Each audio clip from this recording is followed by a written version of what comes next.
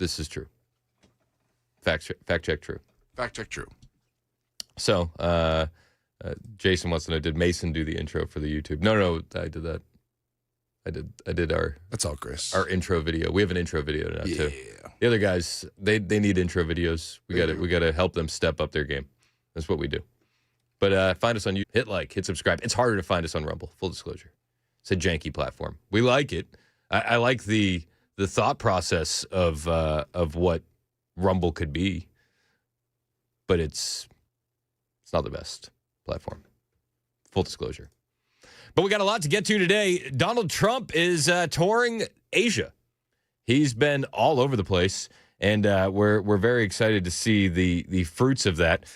He just continues to knock out peace deal after peace deal and trade deal after trade deal. Full disclosure, the peace deal that he did execute over the weekend, this had been announced for some time, but it's still an unbelievable sight to see the president of the free world get out there and just celebrate this peace deal. And a lot of people were celebrating it. They were in Kuala Lumpur in Malaysia, and as they're there for this peace deal, it's celebrating some peace between Cambodia and Thailand. They're also celebrating trade deals from Thailand, Vietnam, Cambodia, and Malaysia. U.S. Trade Representative Jamieson Greer was talking about how big this was on Fox News Sunday. This is what it sounded like with Jamieson Greer. The farmers are working, the manufacturers are working, and they need to ship their products overseas. We're at a critical time in the world, and we need to make sure that we know who our friends and allies are. And coming on this trip, making these trade deals, making deals on critical minerals, this is a national security issue. It's an economic security issue, and it's critical that the president be here. And we've already seen a great outcome today. We signed 2 full trade deals with Malaysia and Cambodia, 2 agreements in principle with Thailand and Vietnam. We made critical minerals deals. We did a peace deal between Thailand and Cambodia. I mean, this is the president's job, and he's doing it. It's his job, and he's executing. Shocker. I know. We had 4 years of a guy that we knew was not executing in his job, and now we've had about 10 months of a man coming in and just getting the job done. And at a certain point, it starts to get a bit boring. Like, oh, another trade deal. Oh, another peace deal. But we do have to celebrate this stuff. So the United States and Vietnam, they reached a framework for an agreement on reciprocal, fair, and balanced trade, providing preferential market access for substantially all U.S. industrial and agricultural exports to Vietnam. We secured an agreement on reciprocal trade with Cambodia, deepening our economic relationships and creating a more level playing field for American exporters. And we also reached a framework with Thailand. This is a framework for an agreement on reciprocal trade. That historic agreement will eliminate tariff barriers on approximately 99% of goods, covering a full range of U.S. industrial and agricultural products. Today, we have President Trump, late last night, meeting with the Emperor of Japan. He's also going to be meeting with the new Prime Minister of Japan. All of this, Scott Bessent says, is setting us up for a great meeting with the president of China, Xi Jinping. And Scott Bessent says, listen, everything that we have in our tool belt right now are going to be huge assets when it comes to negotiating with China. President Trump gave me a great deal of negotiating leverage with the threat of the 100% tariffs on November 1st, and I believe we've reached a very substantial framework that will avoid that and allow us to discuss many other things with the Chinese. I think we will be able to discuss them helping us get this terrible fentanyl crisis under control. I think we are going to be able to discuss substantial soybean and ag purchases for our American farmers. I think we are going to be able to discuss more balanced trade. And I'm not going to get ahead of the 2 leaders, but I think that they will also be discussing President Trump's global peace plan that he's been so successful at, both here in Asia, the Middle East, and now he's looking to Ukraine, Russia. All this guy does is get peace deals and trade deals done. The meeting between Xi Jinping and President Trump is drawing closer. That is going to take place on October 30th, reported Politico last week. So we'll keep you updated on that.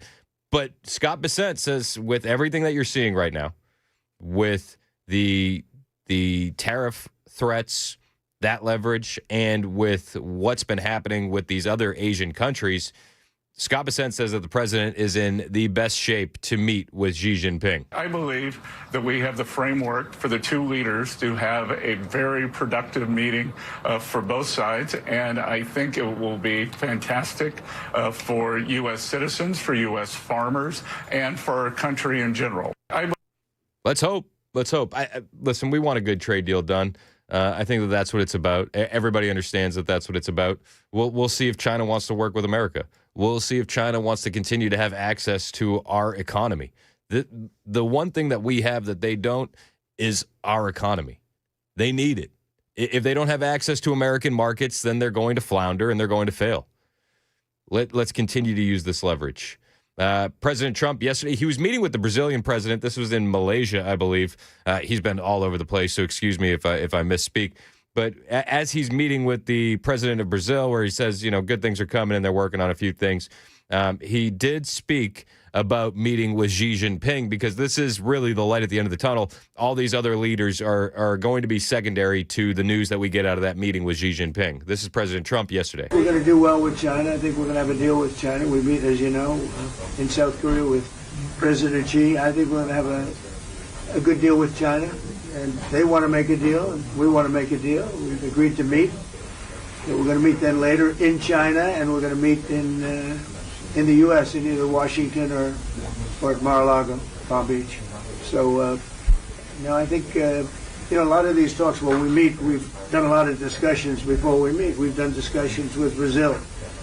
So I think we're going to end up having a good deal for both countries. I think with China that's going to happen, and we have other deals. We have Japan, we have South Korea, we have a lot of meetings, but people seem to be very interested in China. I think we're going to have a very fair meeting with China. Yeah, I think it's going to be good, and you can see the other meetings leading up to this as kind of a setting of the table of what they're going to be discussing in China. Getting allies in position, putting other nations on notice. I mean, I'm not going to sit here and pretend that Brazil is the greatest friend to America, especially with what we know about the BRICS nations. I mean, they're going to lean towards Russia. They're going to lean towards China. But we have to get in front of them and have these conversations, and President Trump isn't shying away from that. I don't think that Biden could have even made this trip, let alone had these high-level negotiations, but President Trump, he's the Energizer Bunny. He just keeps going.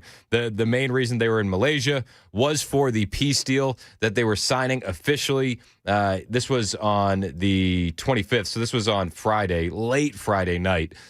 This is what it sounded like as they're signing that peace deal in Malaysia. Today, alongside this peace treaty, we also are signing a major trade deal with Cambodia and a very important critical minerals agreement with Thailand.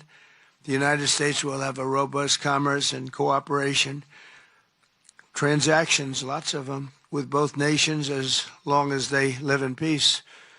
And I really feel that when we make deals, we see two countries that we do a lot of business with. We do a lot of business with both of them. We have to use that business to make sure they don't get into wars. But this is going to be a very long peace. This was the key factor between getting peace between Cambodia and Thailand was the president using trade as leverage. If you guys want access to American markets, stop fighting. And it worked. And you know what? All of the world leaders that showed up, the Prime Minister of Malaysia, the Prime Minister of Cambodia, the Prime Minister of Thailand, they all praised President Trump for this peace deal. I also wish to express my sincere appreciation to President Donald J. Trump for your personal dedication to peace between our two countries. And in addition, I thanks so much for the kind words of condolences that the President has given to our country on the great loss of our beloved Queen Mother. Now, if you'll notice, if you're watching on the stream, you're seeing the video behind it, but it says Cambodia, Thailand, peace deal, Malaysia 2025, delivering peace. You see all the flags, but the world leaders are lining up. That was Thai's Prime Minister, Anutin Charnvirakul. I definitely didn't butcher that.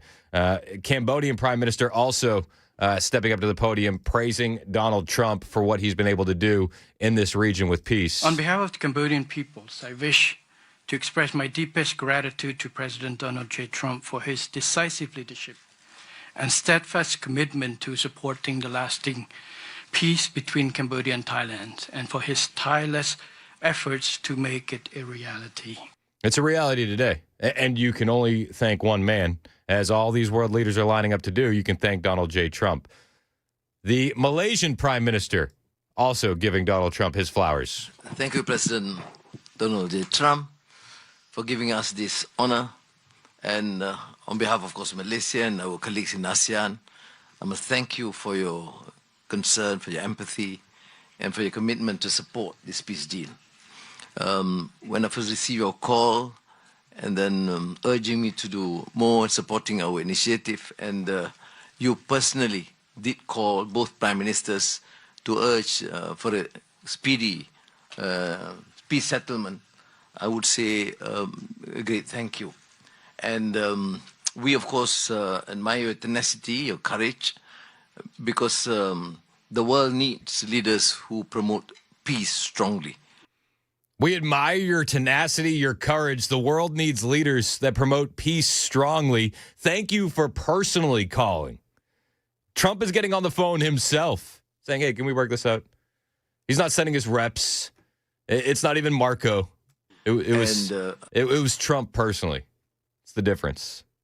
He's the deal maker in chief. We're going to have more from President Trump in Malaysia at this peace summit on the way. Plus, he had some thoughts on Kim Jong-un, North Korea, excuse me. Maybe you've heard of him.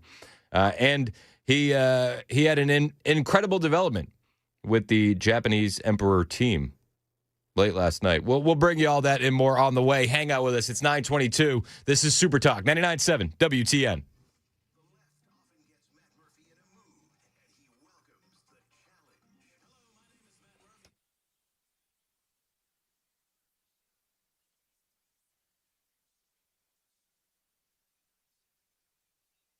Hey, what's up? It's Chris Hand here for my friends at Busy Bee Plumbing, Heating, and Cooling. It is October, so we have quietly packed away the bee puns, and we have unpacked all of the Halloween puns. And when it comes to your home, Busy Bee Plumbing, Heating, and Cooling is the crew you can trust. They won't ghost you.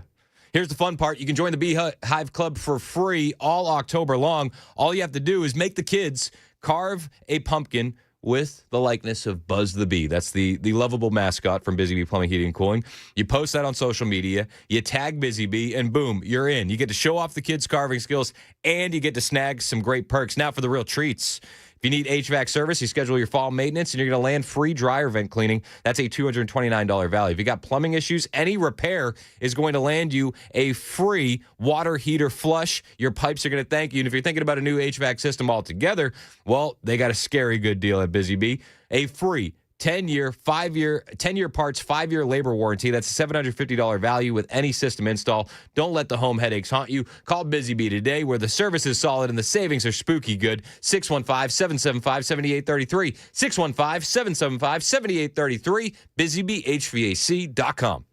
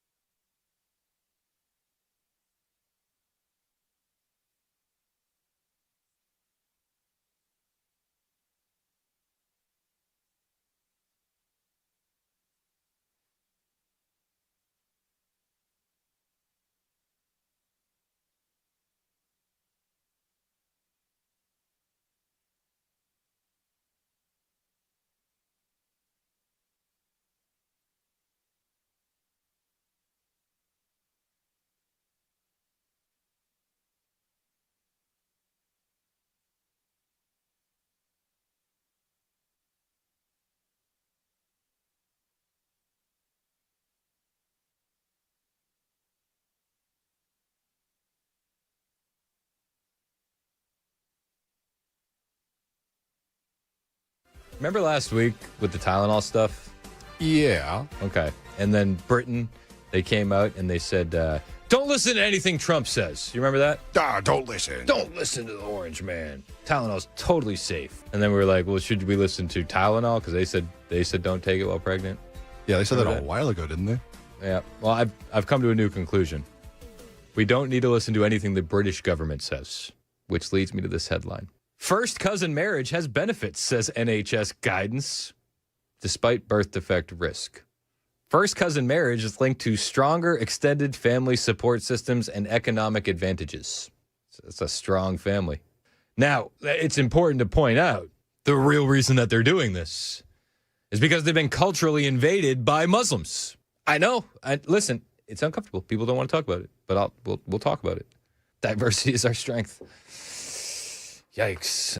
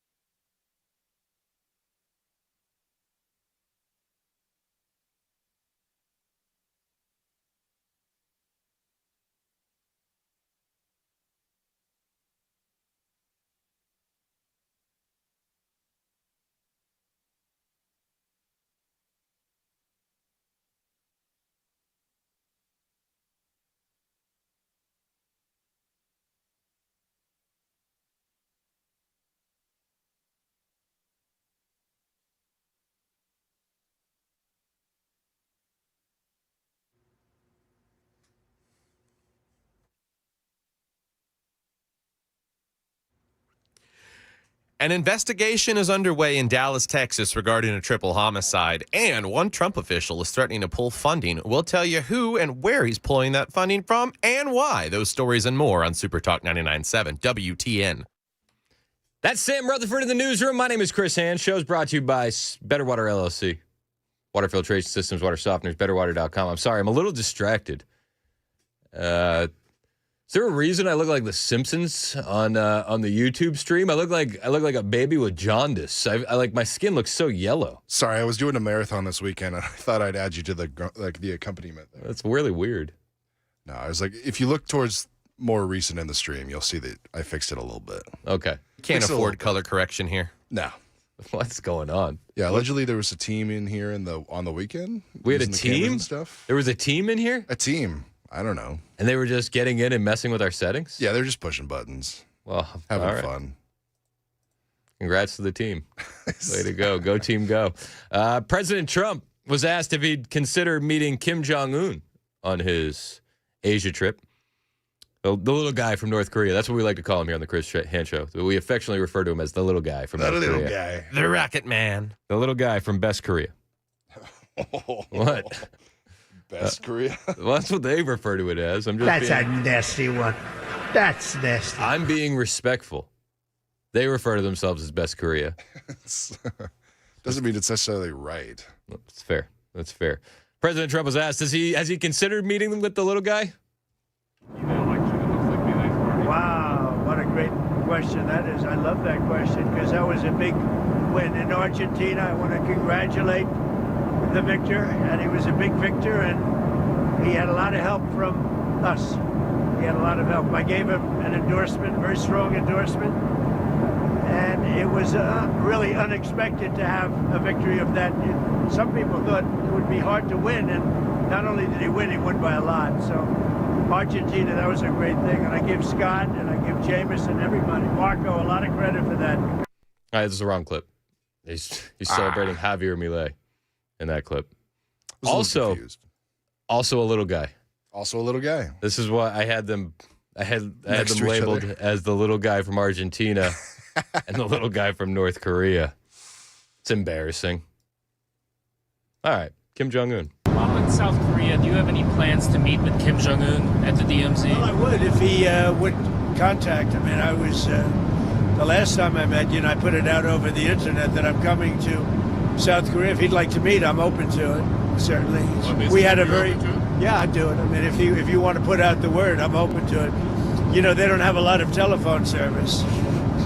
They have a lot of nuclear weapons, but not a lot of telephone service. So I'm open to it. I had a great relationship with him, and he probably knows I'm coming, right? But you want to put out the word, I'm open to it. Do you expect to touch at all before this trip? Really, there's not a lot of ways other than the internet. You know, they have very little telephonic service. What a savage. I can't really reach out to him. They have very little telephonic service. Perfect. Putting all that money into long-range missiles that fail. He's like, I'm sure he knows I'm coming, but I can't exactly call him on the account of lack of service. Yeah, their dial-up's running a little slow. It's running a little slow. We'll have more from the president on whatever little guy we want him to talk about when we return. It's 9:31. Super Talk 99.7 WTN.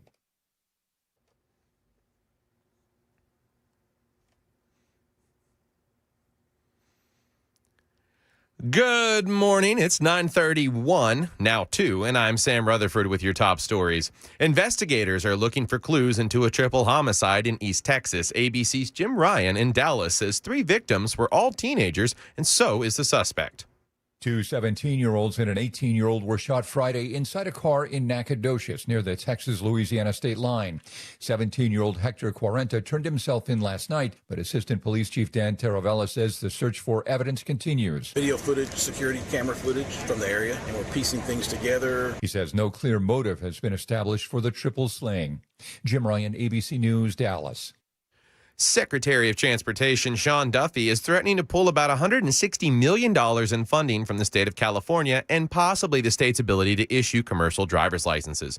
This comes a month after the DOT issued emergency action on the matter. Duffy claims the state has issued over 60,000 commercial licenses to people who have illegally entered the country or are unlawfully here. He then called out Gavin Newsom for allegedly refusing to, quote, comply with the rules that come from the Department of Transportation, which is to stop issuing these licenses, number 1, and number 2, go back and review all of the licenses that you have issued and make sure it's been done legally. Metro Nashville police are investigating a shooting after one person was found hurt inside a car studded with bullet holes on Harding Place. Several shooting reports were called in just after 5 p.m.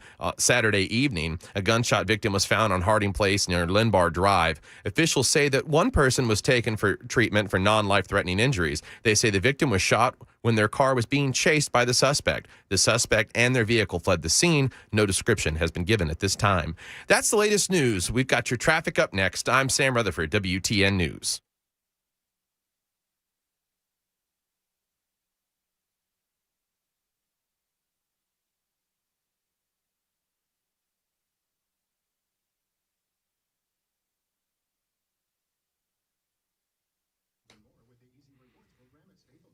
Hey, what's up? It's Chris Hand here for my friend Dan over at Cabinet Makeovers. We've been talking a lot about the sense of revival that's happening in this country. And I think one of the best things that we can do to keep that revival going is spending money with good Christians who put their faith into their business. This is why I really support Dan over at Cabinet Makeovers. They've also installed some unbelievable cabinets in my house. We needed to make the investment in the kitchen, and my wife was doing all of her research. She said, what about pull-out cabinets? And I hadn't really thought about them before. And as we start going down that road, my wife is all in. And I said, all right, cool, let's find a place. And we found Cabinet Makeovers. Now, I got to tell you, they've installed these cabinets in my home, and they're amazing. I didn't think I was going to love them as much as I do, but they are the best cabinets I've ever had. And the company is one of the best I've ever worked with. Family-owned. They've been serving Middle Tennessee for over 45 years, and everything they do is Tennessee-made. Every cabinet that they installed, every pull-out, every drawer was all wood construction, full extension, soft-close glides. The craftsmanship is top-notch, and their team has decades of experience. You can feel it. Anytime you walk into my kitchen, you're going to feel it too. But here's what really makes them special. They put their faith into everything they do. And they don't just stop at kitchens. Cabinet Makeovers does custom closets, pantries, cabinetry for every room in your house, all built with that same Tennessee pride and biblical values that guide their business. So do what I did. Call these guys today, 615-331-7010, 615-331-7010, or see pictures of the pull-out cabinets online right now, cabinetmakeoverstn.com.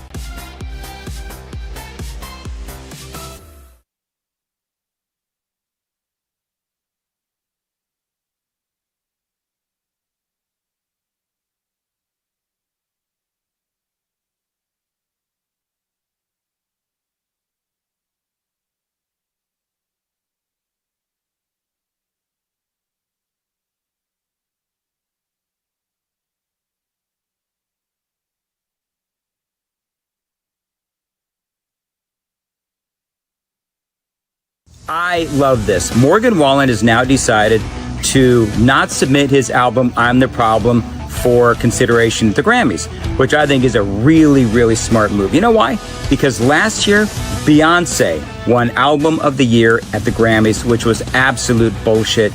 Well played, Morgan. Well played.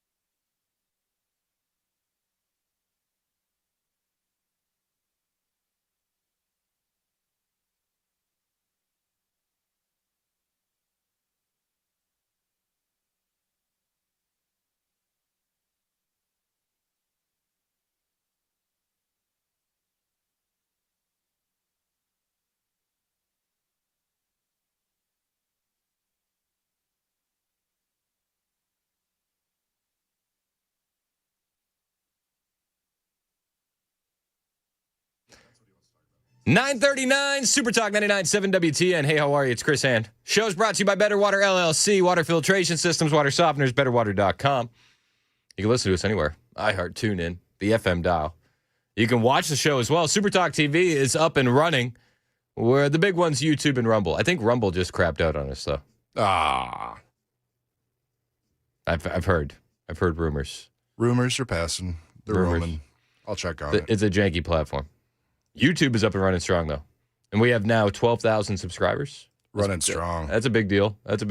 We get more views than Gavin Newsom and Barack Obama. Fact check true. That's not just a meme. Hey, that's mac and cheese toast eating Gavin Newsom to you. Let's go. Oh, no. He's just a regular guy. He's just with the millionaire parents. He's just a regular guy. What are you talking about? He had to pull himself up by the bootstraps just like you. You're not that guy, pal. Trust me. You're not that guy. All right. You guys are young. Somewhat. Relatively. Did you hear about the ninth war that President Trump has stopped? Oh, yes. Oh, what's that? The console wars. Ooh. With the release of Halo Combat Evolved, remastered onto PlayStation with Unreal Engine 5. I'm going to be perfectly honest with you. This is one war I didn't want to see remedied. Just wanted it to go forever. I wanted it to go forever. Honestly, kind of same.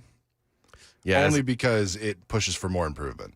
Yeah, and as a Halo kid from the get-go, I'm slightly ashamed that this is the latest release. We'll go back and we'll do the first one over. As a PlayStation guy, I wouldn't play it just on principle. Oh, okay. Well, you're missing out. I wouldn't. Master Chief would totally not save you.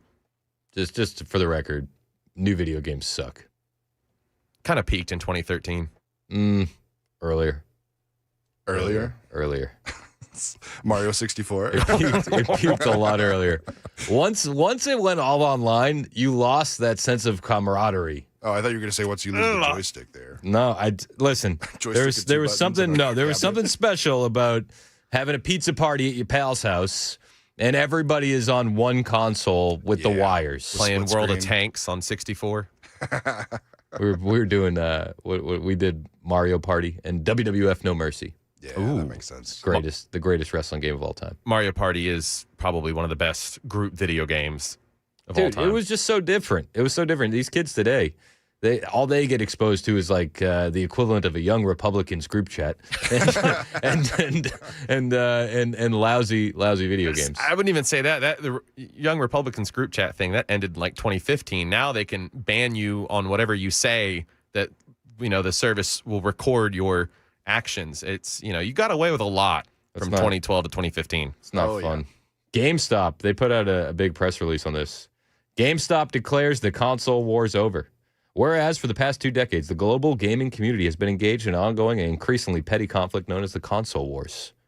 Whereas said conflict originated in the early 2000s with the release of Halo Combat Evolved as an exclusive Xbox title. Halo Campaign Evolved is officially coming to the PlayStation in 2026 with cross-platform play. Therefore, GameStop, acting under its authority as a neutral entity and the world's retail gaming and trade destination, hereby declares the official cessation of the console wars. Let's go. I liked GameStop better when people were just buying their stock and making sure that they weren't going under. Yeah, but they also only gave me $5 credit back for like 5 games. So It's such a scam. yeah, It's a huge scam. lame. Did you see the picture that the White House put out? No, what they put Do up. you have it? Put it up on the screen. Yeah, I got you. It's Trump in full Halo gear. Saluting. With an energy sword too. That's so good. It says power to the players. There's another one of him and Master Chief shaking hands. Is there? Yeah, I'll send it to you. All right. There's another one. There's a lot of people are memeing. I think it's the perfect thing to meme over. Oh, little chubby JD Vance. That's a good meme with a Mountain Dew Code Red. Oh, Not for long. that was Get rid of peak. that Red 40. Halo 3 and Mountain Dew, that was peak teenagerdom. Really was. Yep. I wasn't allowed to have Mountain Dew growing up. No, the dice. Yeah, I was about to say, I Yeah. wasn't either. It was But that it was one peak. kid whose mom allowed everything. Yes. And that's where we would go. that's the house. That's where I learned I'm not a Newport man or a Marlboro man. No. All right, so console wars, they're over. This is the president of peace. Put it on his President of Nobel peace. resume. Please. He'll probably win the Nobel Prize for this one. That's what pushes it over the edge. Yeah. Like, well, I mean, listen, Israel and Gaza, a couple thousand years, but this console war, no, there was no end in sight. No. I made Microsoft and Sony shake hands. Nobody saw this one coming at all. So funny. It's hilarious. How do the Democrats compete with this? They can't. Gavin Newsom couldn't end a console war. No, absolutely not. Polymarket odds are out on Gavin Newsom. He basically announced that he's running for president without announcing that he's running for president. Shocker. Polymarket odds jumped. They have him at 22% chance of winning. They have J.D. Vance at 29%, Gavin at second with 22%, Ocasio-Cortez at 8%, and then the dark horse, which I'm listen, I don't think it's going to happen, but I may place a bet on this one. Donald Trump coming in at 4.3%. I don't think it's going to happen. I know. I think that's a rising star right there. He's. I see third term meaning that he'd be VP. That's what I hear. I don't know.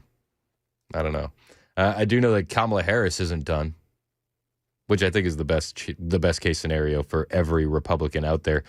She was giving an interview with some lady on the BBC and the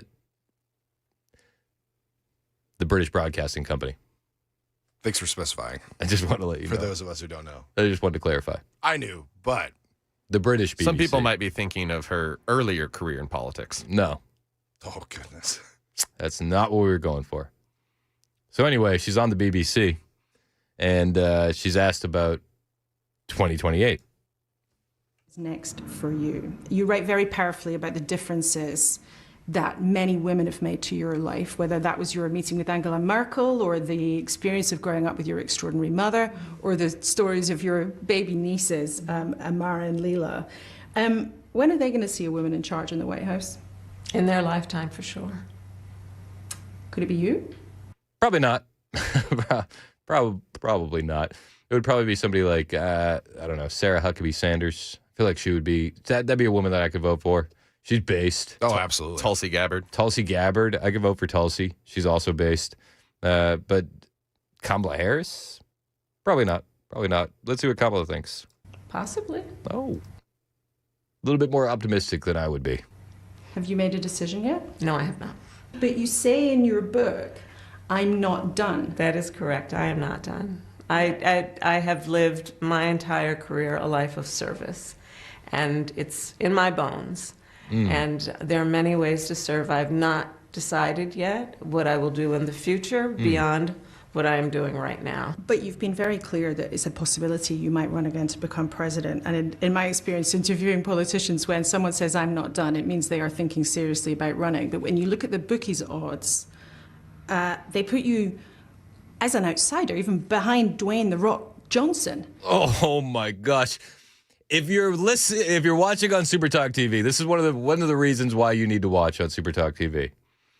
Because the facial expression of Kamala Harris, when they tell her that the bookie odds have you behind The Rock, it screams out Simon and Garfunkel. It's hello darkness, my old friend. My goodness. I've come to chat with you again. I wonder what those odds will be if Stephen A makes a formal announcement. Dude, she's going to be even worse. Stephen A would eviscerate Kamala Harris on a debate stage. Easy. You guys understand that, right? This is one of the... I don't think he's a serious candidate. I think he would be controlled by the Democrat Party. But he would eviscerate any Democrat on the debate stage because he's willing to go places that other Democrats aren't. But Kamala Harris, she just looks like pain. Like if you could just put a face on pain. That's what Kamala Harris looks like right now. Look at the definition. You'll see her face. It's just, she said, the bookies have you behind The Rock. What a savage. This is the kind of thing that in Britain, if you posted that on Facebook, you'd get a knock at the door and be arrested for. It's so savage. I'm president. And in my experience interviewing politicians, when someone says I'm not done, it means they are thinking seriously about running. But when you look at the bookies' odds, they put you as an outsider, even behind Dwayne "The Rock" Johnson. I mean, is that underestimating you? I think there are all kinds of polls that will tell you a variety of things. I've never listened to polls. If I listened to polls, I would have not run for my first office or my second office, and I certainly wouldn't be sitting here in this interview. Okay. Sounds good. Sounds great. I fear for that interviewer's health after the look on her face. I mean, the only way you'd be more scared is if you were interviewing Hillary Clinton and that kind of line of questioning came up. And she hadn't had her tranquilizers for the day? Dude, this is wild.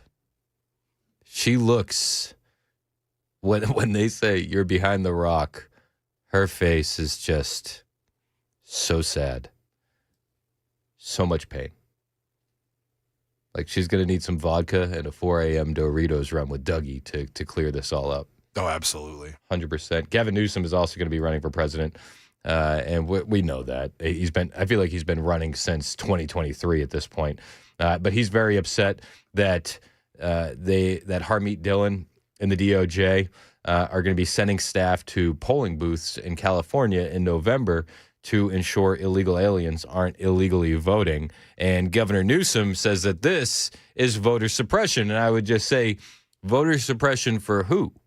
So today, the Trump administration announced they're sending election monitors to 5 specific counties here in the state of California. They have no business doing that. They have no basis to do that. In fact, we have a statewide election for a statewide constitution.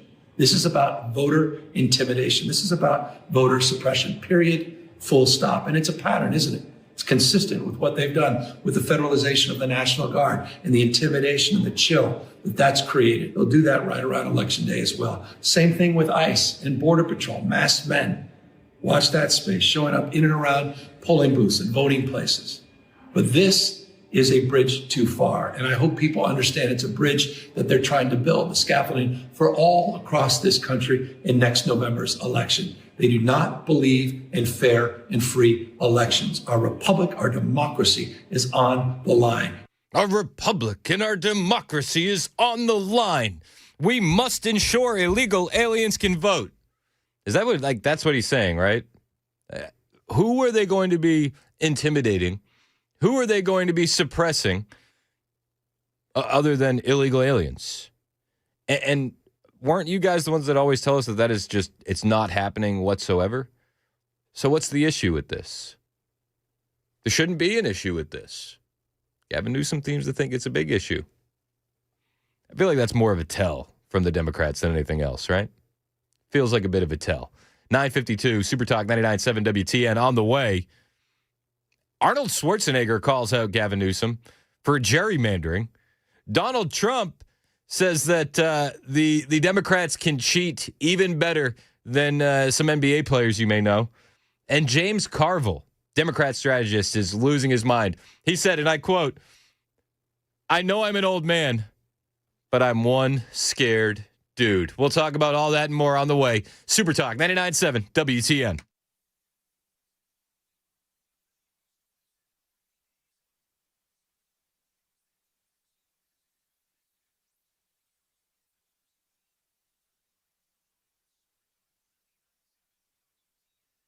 Hey, what's up? It's Chris Hand here from my friends at United Structural Systems. You know them as USS, and if the rain is getting into your crawl space and into your basement, you know them as the guys you should have called last week. We tell you about it all the time. The waterproofing issue may subside. It may dry up. You may not have the issue when it's not raining, but as soon as the rain comes back, the strategy of kicking the can down the road has proved to be a losing one. Stop kicking the can down the road. Talk to the guys that have been doing this work since 1994. I stand behind United Structural Systems because they've been keeping Tennessee homes dry, stable, and secure the way they should be. They'll fix your waterproofing issues the first time. If you have foundation repair, well, they use American-made adjustable steel supports built to last and backed with a transferable warranty. From I-beams to custom crawl space repairs, these guys are going to fix it right the first time. So when it comes to your home, stop kicking the can down the road. Call the people I trust, United Structural Systems. 615-488-7855, 615-488-7855, or find them online, USSTN.com.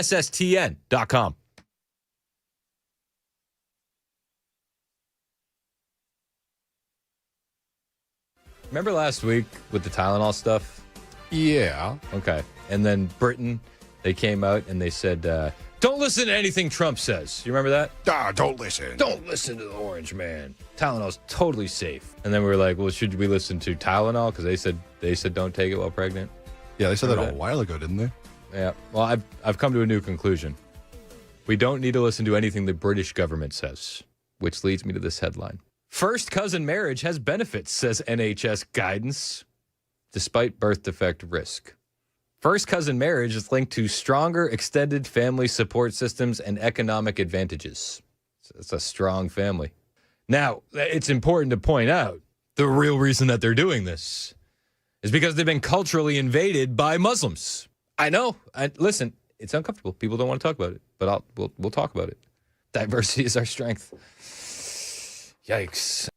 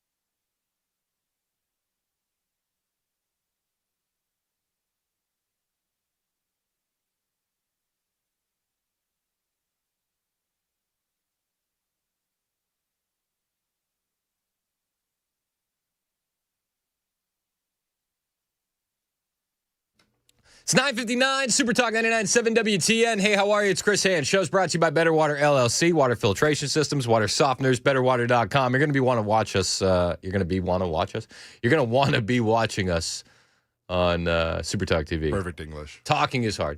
Don't pull Amanda's. Talking is hard. James Carville, very upset, very scared, and he looks insane. The glasses that he's wearing, you ever see the Seinfeld episode where Uncle Leo lost his eyebrows in a fire? And they had to draw his eyebrows on with a Sharpie. Yeah. Throughout this whole video, I'm thinking to myself, what the hell is going on with Carville's eyebrows? It's the glasses he's wearing. He looks like Uncle Leo, but he's very upset and he's very scared. He's an old man. He hates the United States. He hates the Republican Party. He hates any kind of system that we have here, any kind of rules. And they're going to, I hate to be like this, being an old man, but I'm telling you, we at a really dangerous point in the United States. And I believe that from the bottom of my heart. And a lot of other people I know that are really smart, historians, people that know this, totally agree with me. It's bad. It's dangerous. It's so bad. It's so dangerous. It's so scary. He's talking about Trump running for president again in 2028. We'll play you the rest of that clip when we get back. 10 o'clock, Super Talk 99.7 WTN.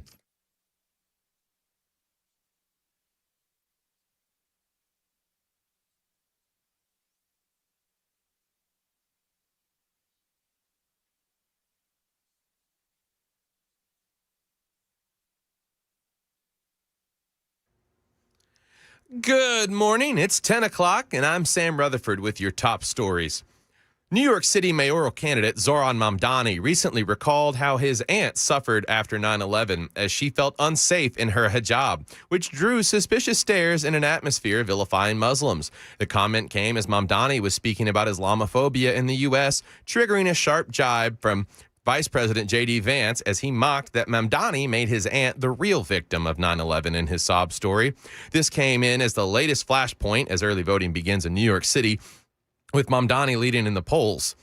A post has gone viral as it takes a closer look at finding out about Mamdani's aunt and the incident that Mamdani narrated about her. The post by one Sana Ibrahimi claims that Mamdani's only aunt, Masuma Mamdani, does in fact not wear a hijab. Seems like Mamdani's only aunt, a.k.a. the real victim of 9/11, who was scared of taking the bus while wearing her hijab, doesn't even wear one, the post said, adding a screenshot of a profile page of Mamdani's aunt. Another social media post claimed Mamdani's aunt was actually in Tanzania after 9/11.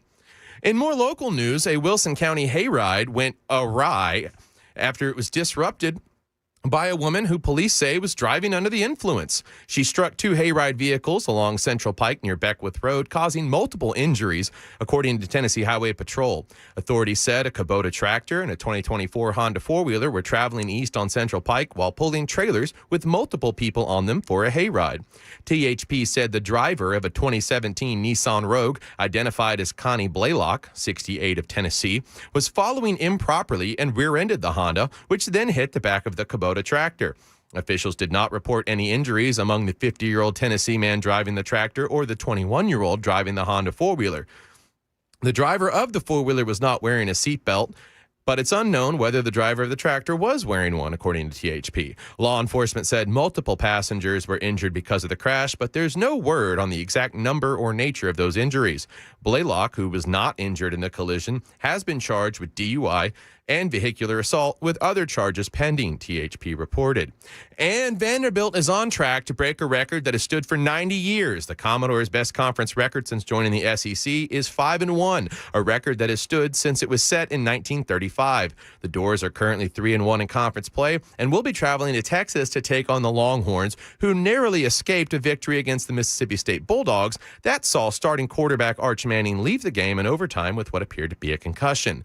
Vanderbilt's number 9 ranking is the highest since 1937.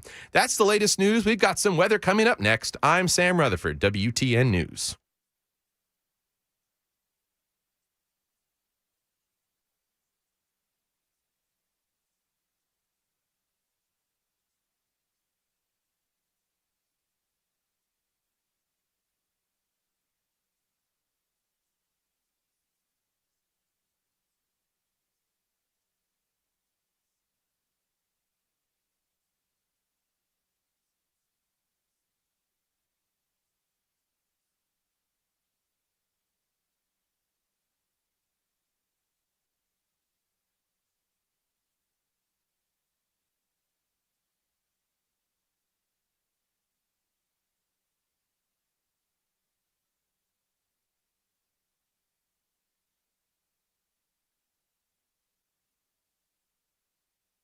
This is where he talks about you. Talks about me? Yeah.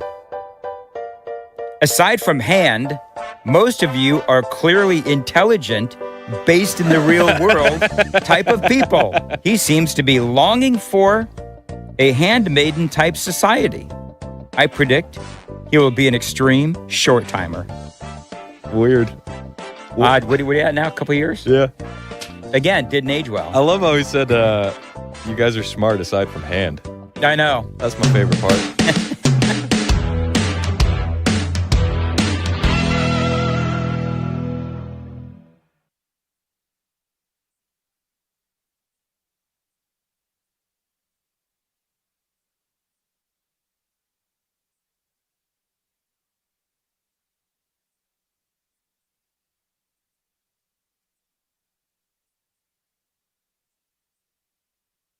Now, before you ask, I definitely voted for this. They didn't take Reese's or food stamps no more, no candy. So they went live when they said they're going to take out all the snacks. They're taking away all the snacks on EBT.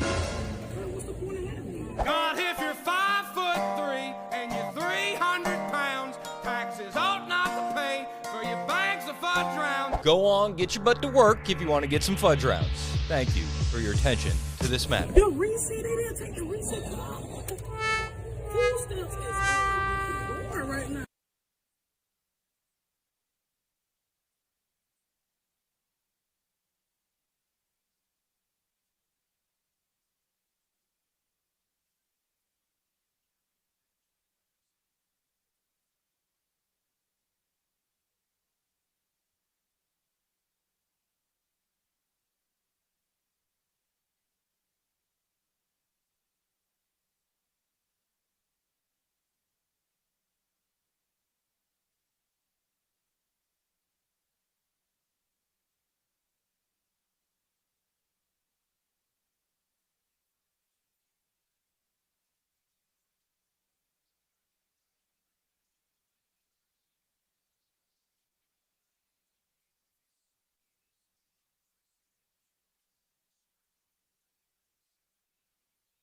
It's 10:07 on Super Talk 99.7 WTN. Hey, how are you? I'm Chris Hands. Show's brought to you by Better Water LLC, water filtration systems, water softeners, betterwater.com. You can find me all over the internet. Instagram, Twitter, True Social, TikTok, YouTube, and even Blue Sky. All of them are the same, at Chris Hand on Air. Hit the follow button. I will follow back, at Chris Hand on Air. I was paying attention to our YouTube chat a moment ago. The YouTube chat's always jumping. And they always have their own discussion going on over there. And they're debating bone spurs and flat feet in military service. I saw that. I thought that was an interesting jump for conversation for sure. Yeah, I don't know. I don't really know the origins of it. I didn't scroll it back that far. I haven't either, but just see what they say. Well, we'll keep you posted on what's going on over there. We'll do a little bit more digging, or you can join them over there on YouTube yourself. Hit like, subscribe, join in the conversation. Phone lines are open for you, 615-737-9986. This is the same number to text as well. We were talking about James Carville. He is just a scared old man, and he's very, very frightened by the possibility that Donald Trump could be running for president in 2028. You understand? He hates the United States. He hates the Republican Party. He hates any kind of system that we have here, any kind of rules, and they're going to, I hate to be like this, being an old man, but I'm telling you, we at a really dangerous point in the United States. And I believe that from the bottom of my heart, and a lot of other people I know that are really smart. He Stuttering, panicked, scared, from the bottom of his heart, we are in a bad space in the United States of America. It is dangerous. And Jen Psaki, she completely agrees with him, and she commiserates. I can't believe Jen Psaki still has a show on MSNBC. She's got to be one of the first ones to get axed as soon as this network gets sold, if the network ever gets sold. But she commiserates with our friend James Carville. She understands why he's so nervous and shaky. I think there's no question about it, and it's this very difficult line between not wanting people to feel scared and wanting to be direct about what the hell is happening, which is what we try to do. He says you have to be scared. You have to. This is one of the things the Democrats understand, right? the most motivating emotion that they can grab is fear. And they're going to ratchet this fear up, and they're going to play into people's fears. They want their voter base afraid. And what's scarier than Donald Trump? Oh my gosh. But you can't. You have no option. I'm sorry. I like hope, and I'm the man from Hope, and the Obama Hope poster, and the Hope and Hope. Hope is gone. Oh, man, Hope is not anywhere around here. Hope is gone. Hope is not anywhere around here. Don't you understand? Hope is gone. Hope is gone. I didn't know. I was today years old when I found out that hope was gone. Really? We're up against as a country. We're up against the wall, and right now there is no hope. There is fear, and people are justified to be afraid, and they need to do everything that they possibly can in their own simple way to profess their love for this country, their love for the traditions and the laws and the customs and the history that we have, and the progress we made, because it's all at it's as likely as not that we blow a gasket. James Carville. Let's do whatever we can to support our laws and our customs and our traditions. I did that, actually, last November. I voted for Donald Trump. And it's actually working out pretty good. I'm not scared. I'm not frightened. My hope isn't gone. But I can understand why he feels this way. I've got something for him. Tell me. How many times do we have to teach you this lesson, old man? Hope is gone. Yeah. Sure. Brian in Clarksville, are you afraid? Are you nervous? Is there anything I can do to help you today? I'm sitting in the Bastion of Defense, bro. I'm sitting down here by Fort Campbell. But Brian, hope is gone. Don't you understand? What an idiot. I mean, when he says that our country's in a world of trouble, we already been through that, and we made it out. Amen. And we made it through 8 years of Obama. So we're battle tested. And that's using a military term down here in a military town. I don't mean to steal their thunder or nothing, but here's what I think we ought to do. You were talking earlier about the illegal voting in California, and they want them to do that, the illegals to vote illegally, which to me, it kills me every time they say that. Well, yeah. Gavin Newsom is out there saying that if you have poll watchers out there, then that's voter suppression and intimidation, and then they're saying that they're going to have ICE out at poll locations. Even if they were to have ICE out at poll locations, which I haven't seen yet, who would that intimidate exactly? Well, it would make me feel safer, but I'm going to tell you somebody he doesn't want to mess with, and that's Hermit. That girl knows her stuff. She's from, Washington, Seattle area, I think, and she worked kind of in a think tank of her own or some legal deal. Yep. You probably know who she is better than I do. Harmeet Dillon, she's a beast. Here's what I'm thinking. As you as a registered Tennessean, I guess, can you go to California and vote legally? Can you go? Can you? I used to have hope that I could do something like that, but today all my hope is gone. Well, that's what I'm thinking. I'm thinking let's get a bunch of good Tennesseans and fly out to California and just start voting. I mean, walk in, they say, "Let me see your ID," and we give it to them. They say, "Well, you can't." I said, "But what's a little election fraud between friends, right?" That's exactly right. Okay, bro. Thank you. Hey, appreciate you as always. 615-737-9986. Hope is gone, says James Carville. You should be afraid. And I know I'm being somewhat hysterical here, but I can't. I'm an old man. There's nothing else. I get to say what I want. I'm just telling you, I'm one scared dude. One scared dude. Can you imagine living your life like that? You might need help from our friends at the Low T Center. I think he's lying. I don't think that James Carville is actually walking around scared. Right? After the election, he said you guys just abandoned what won Bill Clinton his elections, going for the working class and paying attention to the people that were forgotten. And he was making sense. But now he's bought back into the Democrat propaganda, and now he's scared.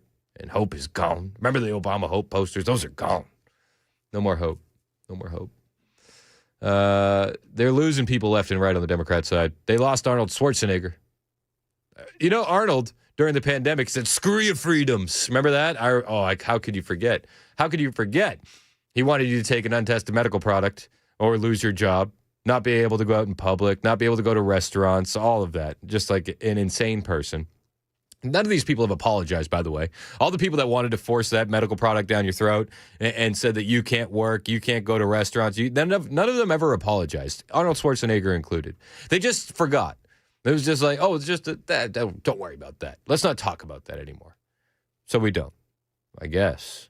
I don't know. I still bring it up from time to time. But I came across this clip from Arnold Schwarzenegger, and he was talking about the gerrymandering in California. He opposes it.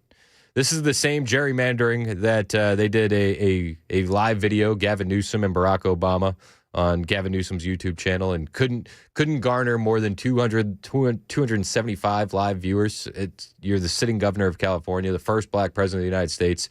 I think the video ended up getting, 5,000 views. Really embarrassing stuff. Now, I'm not sitting here to say that we have the biggest YouTube channel in the world, but we do those numbers without being the sitting governor of California and the first black president of the United States, which is kind of a big deal. But Schwarzenegger opposes all of the gerrymandering that they were selling in that video with Barack Obama that nobody saw. This was Arnold Schwarzenegger over the weekend with Jake Tapper. As you acknowledged, this all started because of redistricting in Texas, and this was Trump pushing Republican-controlled states to throw out their current congressional maps so as to cook the books, so that it is less likely for Democrats to retake control of the House during the next year midterms. I mean, is it fair to argue that do you believe that the Republican Party is starting this? No, Jake. There has been gerrymandering going on for 200 years.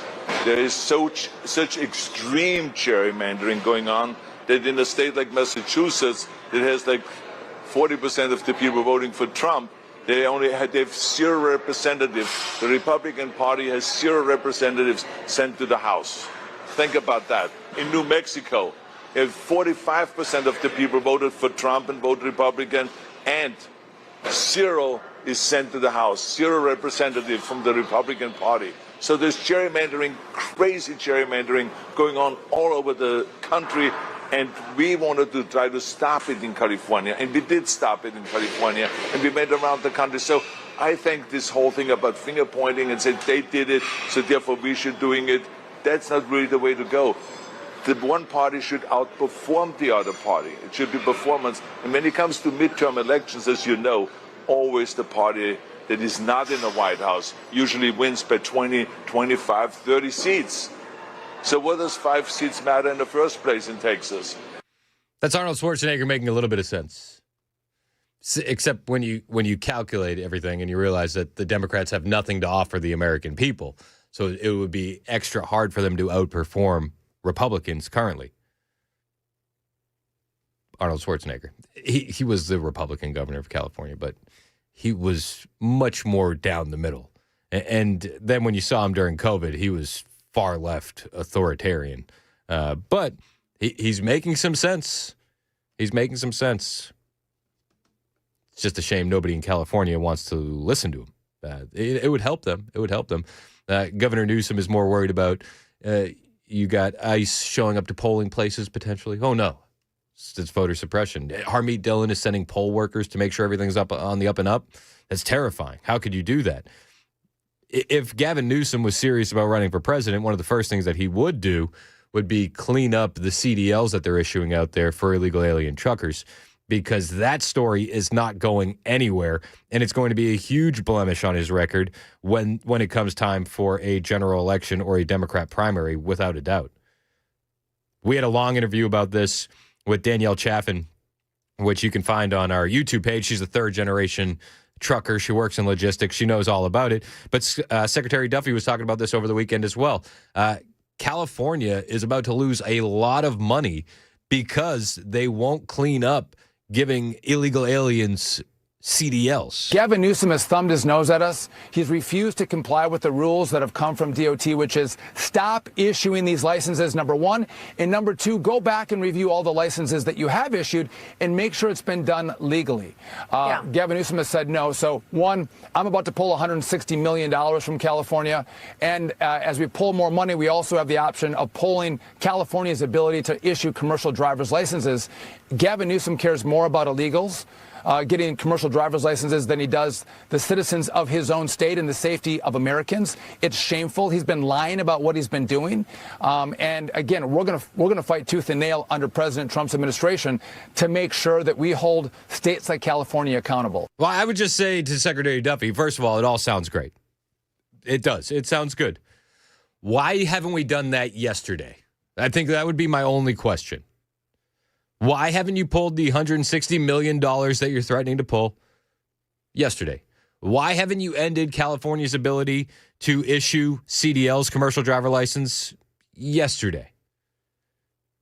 That would send a huge message, a message that needs to be sent. And if you listen to my interview with Danielle, this problem is massive.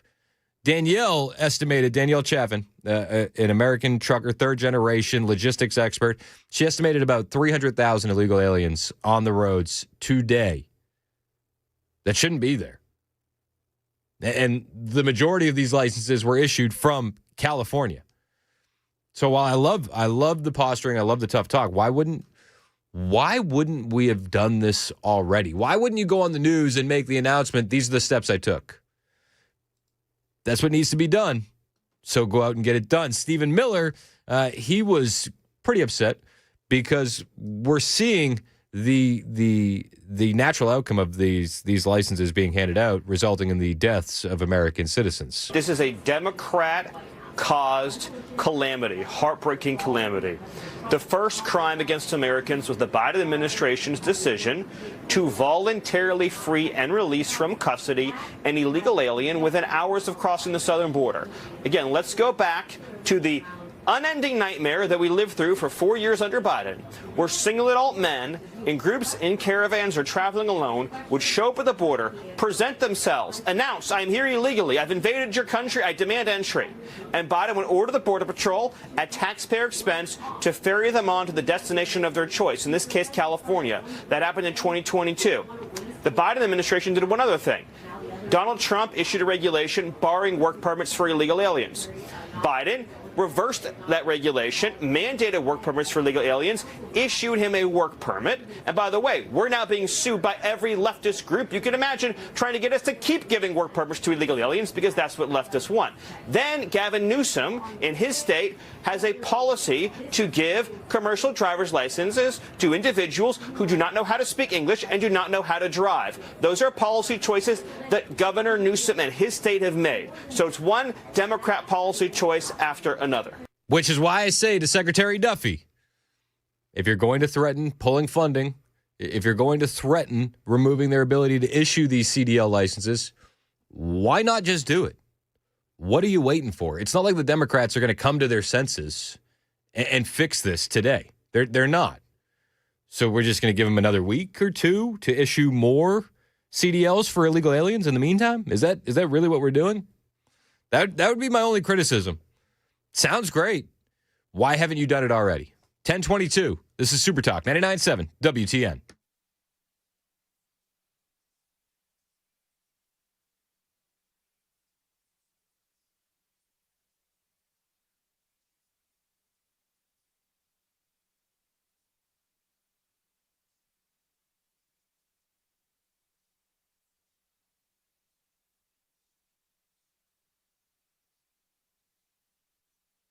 Hey, what's up? It's Chris Hand here for my friends at Floor Nashville. And I got to tell you, when you support a business with biblical values, you are helping keep revival alive right here in Nashville. And that's exactly what Floor Nashville is all about. These guys have been in the game since 2006, founded by my friend Ricky Dar. Floor Nashville has over 25 years of experience serving our city with craftsmanship and care you can count on. They bring the showroom straight to your home, sample flooring in your own space. You can get expert guidance from the professional installers and enjoy same-day in-home estimates delivered electronically the next day. From hardwood and carpet to tile, luxury vinyl, custom showers, Floor Nashville does it all. Precision installations every single time. And beyond the beautiful floors, Ricky Darr then gives back through Revive the City, which is a local outreach bringing hope and faith to Nashville every first and third Saturday. You can learn more about the Revive the City program at revivenashville.net, and you can transform your space and support a local Christian business making a difference by scheduling your free in-home estimate today at floornashville.com or call them 615-613-4684, 615-613-4684, floornashville.com.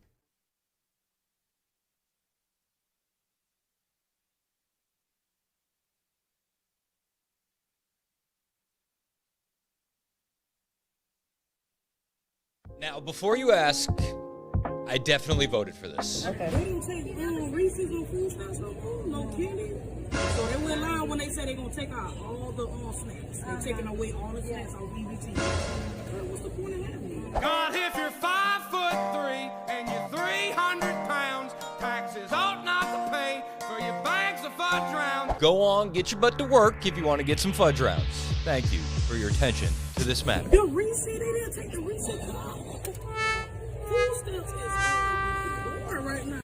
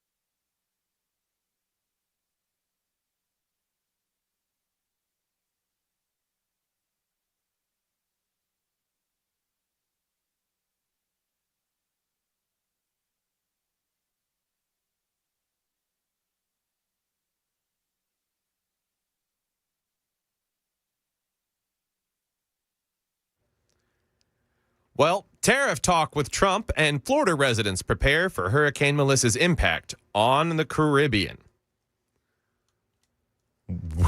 We've got those stories and more coming up on Super Talk 99.7 WTN. That's Sam Rutherford of the newsroom. My name is Chris Hand. Show's brought to you by Better Water LLC, water filtration systems, water softeners, betterwater.com. Yeah, I was just looking at the hurricane stuff. Doesn't look good for Haiti. No, absolutely not. Definitely not a sweet Melissa. No. It's going to be messy.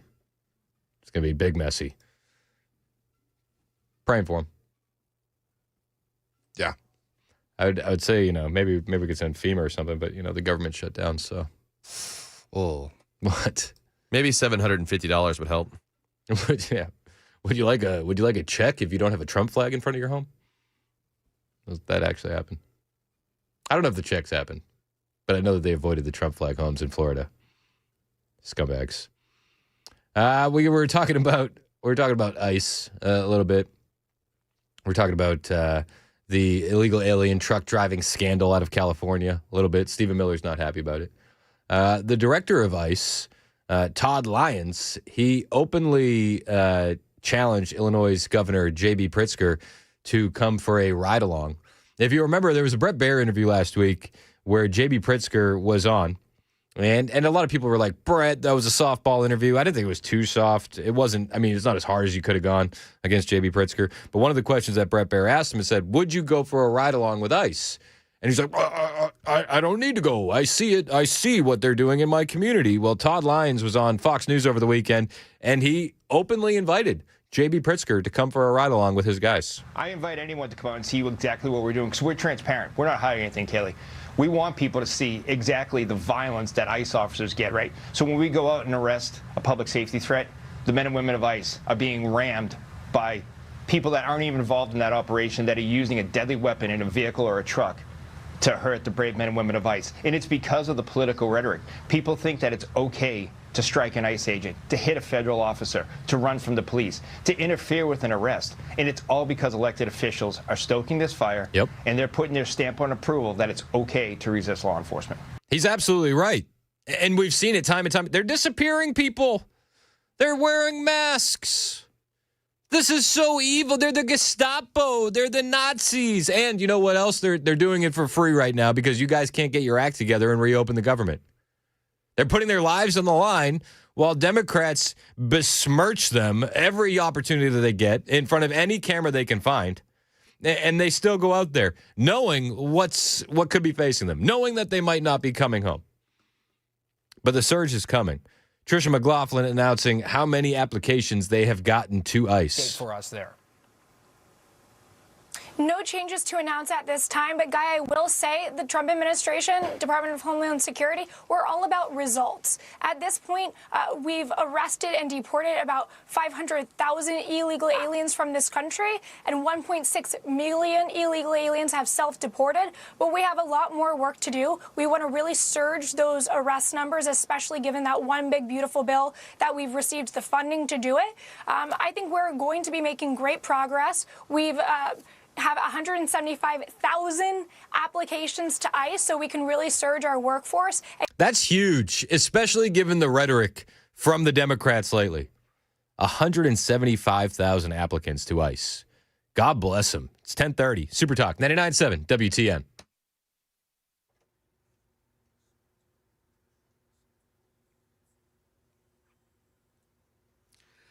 Good morning. It's 10:31, and I'm Sam Rutherford with your top stories. In Florida, volunteers have been preparing aid boxes containing food and other basic necessities to help families across the hurricane-ravaged parts of the Caribbean.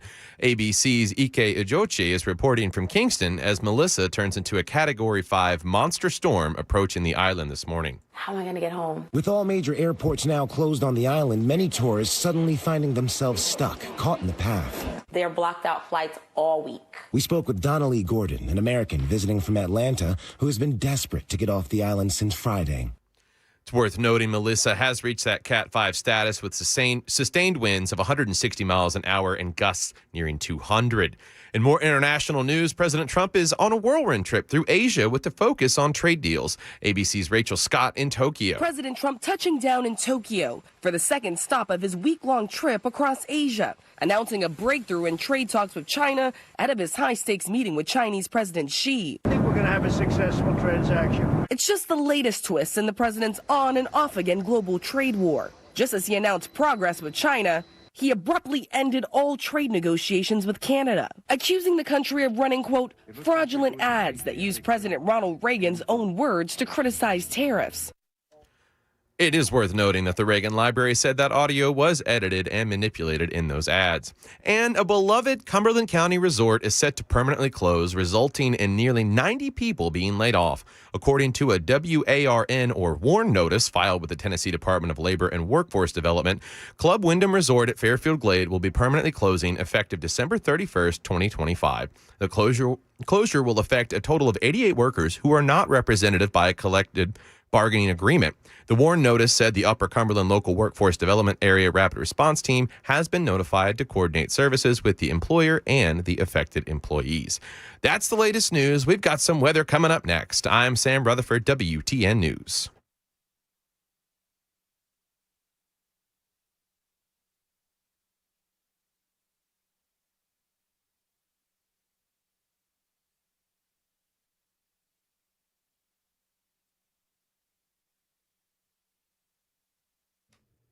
Hey, what's up? It's Chris Hand here for my friends at Zero Res Nashville. A rainy weekend like we've had is really a weekend where Zero Res comes in and they're the MVP. Because I got 4 little kids, and you know what they're saying to me?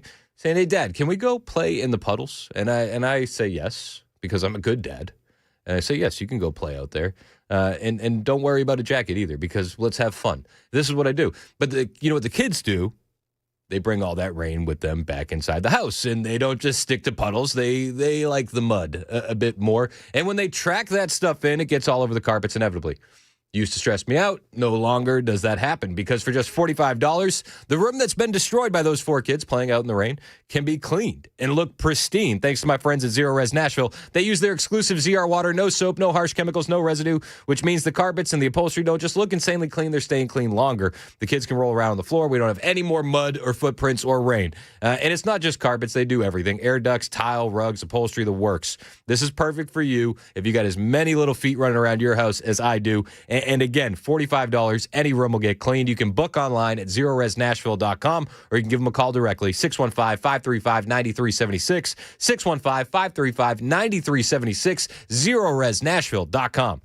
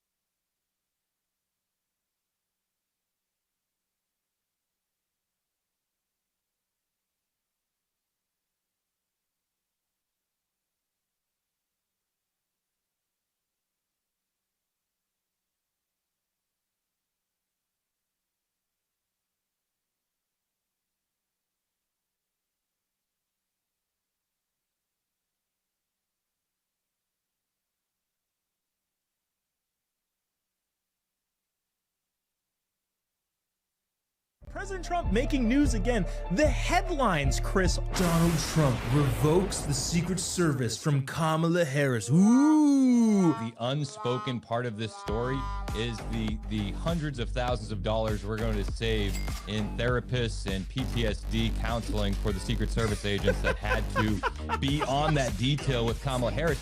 You know, we've heard the horror stories of Joe Biden swimming naked around his Secret Service agents, but I wonder how many times they've had to pick up a drunken Kamala Harris off the floor of a Wawa because she's on a Doritos run with Dougie. We don't need to pay for that, and she can afford her own security. I don't think this is much of a story.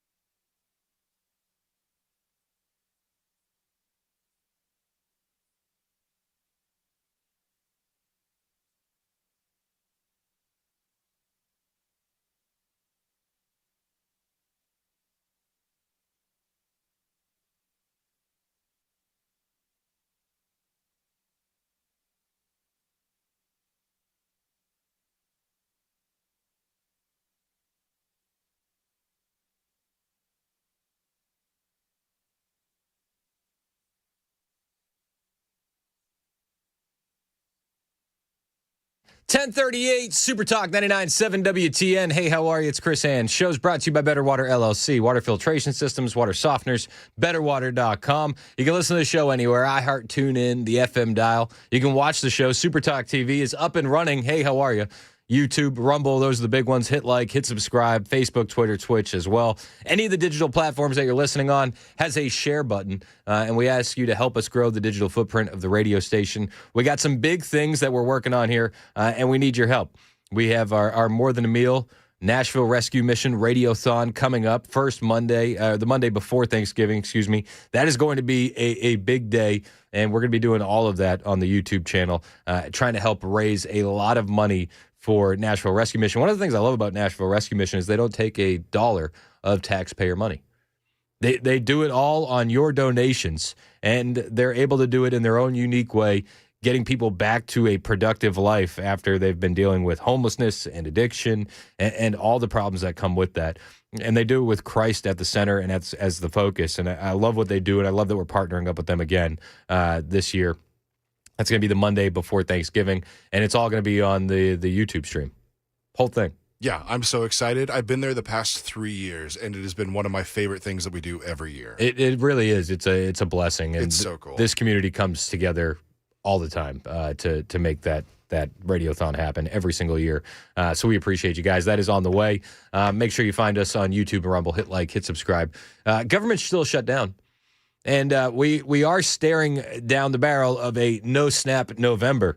And we got about 120,000 people, 120,000 families in Nashville, or in Tennessee, excuse me, that are on SNAP benefits, that could be losing SNAP benefits. This is a direct result of the Democrat Party not being willing to open the government so that way we can negotiate a spending bill. This is the same spending bill that they were okay with when Biden was in office. The only thing that's changed is now we have an orange king. That's it. It's the only thing that's changed. And we're looking now at military families not being paid. There was a guy that stepped up, donated $130 million to keep the military getting paid. That mysterious donor has been identified. Pentagon has a mystery donor, but his name was revealed. It is reportedly Trump ally and billionaire Timothy Mellon. The Pentagon has accepted the $130 million private gift, saying in a statement, the donation was made on the condition that it be used to offset the cost of service members' salaries and benefits. It is not exactly clear how the government will split the money. If it was divided evenly, each service member would reportedly receive about $100. I mean, not a huge thing, but the gesture is there. And at least somebody's trying to do something for these military members, because the Democrats just aren't. Mike Johnson was pissed earlier this morning. And I mean, for a little guy, he's fiery. He's a fiery little guy. But he was not happy. And he says, I'm not going to go into some dimly back room with Chuck Schumer and try and negotiate this behind closed doors. Again, in healthcare, you will improve its quality and you will bring down its cost. All of these are important components of that, and we have a lot of work to do, but it is not a simple thing, and I am not going to go in a back room with Chuck Schumer, like he keeps demanding, with 4 people and make this decision. I will not do it.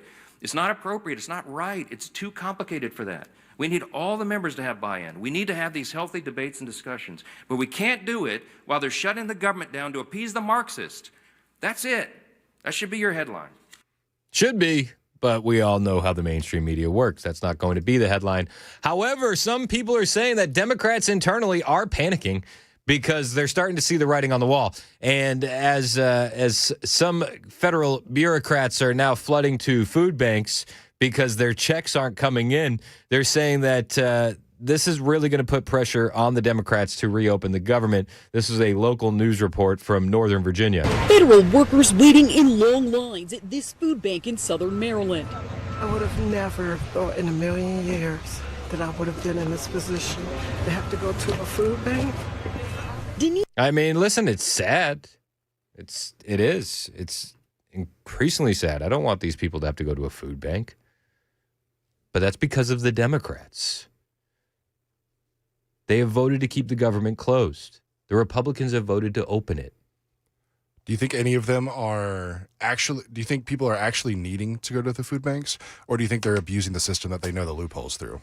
I'm sure that there's a bit of both, actually. I mean, it's a good point. And there's probably some people that are out there that are going to be turning on the waterworks just for political reasons. But I would be willing to bet in Northern Virginia, even with some of these high government salaries for these federal bureaucrats, you got a lot of people that are living check to check. Yeah.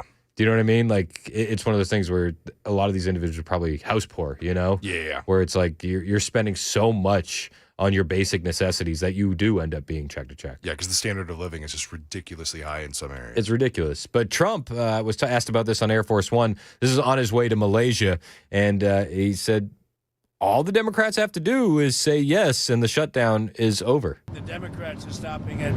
All they have to do is agree to let's go, and we're ready. And we voted for it many times. All we need is 5 Democrats. The Republicans vote for it, but we'll see what happens. But really, this is purely Democrat. They're doing some really bad things. I think they're lost souls. You know what that is?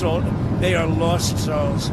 I like how he low-key looks at the fake news reporter and goes, do you know what that is? Do you know what a soul is? Blink and you miss it, but it was a low-key troll. We call it, we do a little bit of trolling. Do you know what a soul is? No, you work for CNN. Okay.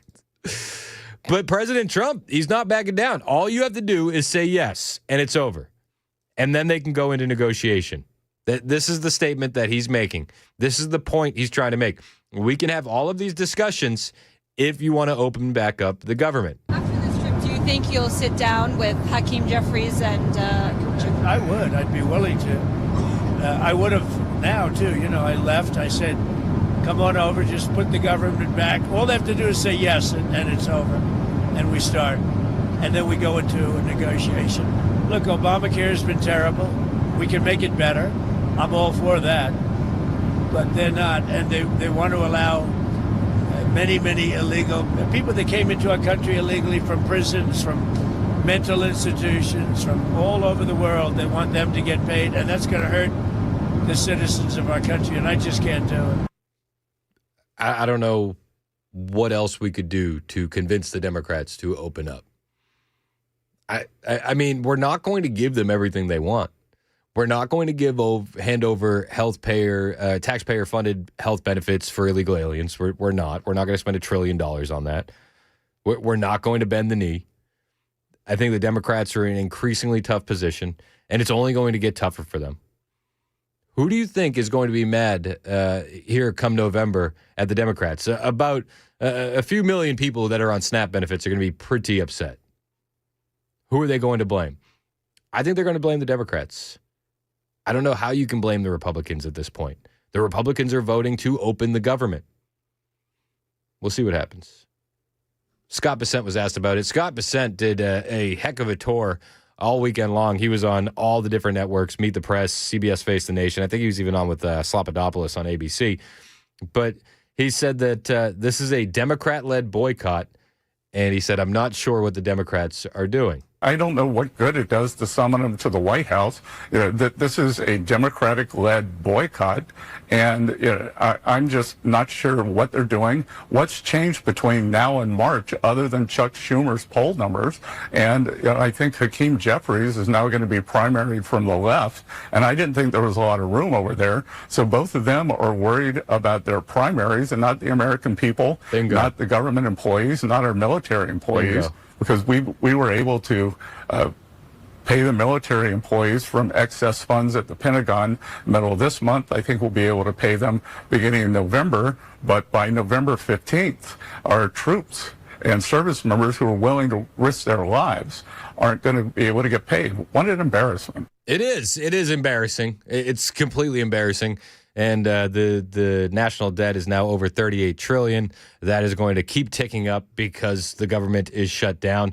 Over on Meet the Press, that was CBS Face the Nation. And Scott Bessent also went on Meet the Press with Kristen Welker, and he fired back at her. She was blaming the federal shutdown on President Trump, and Scott Bessent was not taking that sitting down. Now in the second longest shutdown in U.S. history, when will President Trump meet with Democrats to try to bring this shutdown to a close and get federal workers their paychecks back? You like how she frames it? When will President Trump do this? When will President Trump fix this? Why hasn't President Trump done something? It's subtle, but the framing is there. Trump is being blamed. Scott Bessent picked up what she was putting down and said, pump the brakes, Kristen. Back again, Mr. Secretary. Well, Chris, I'm going to have to reject the premise of your question. Why does President Trump have to meet with Democrats?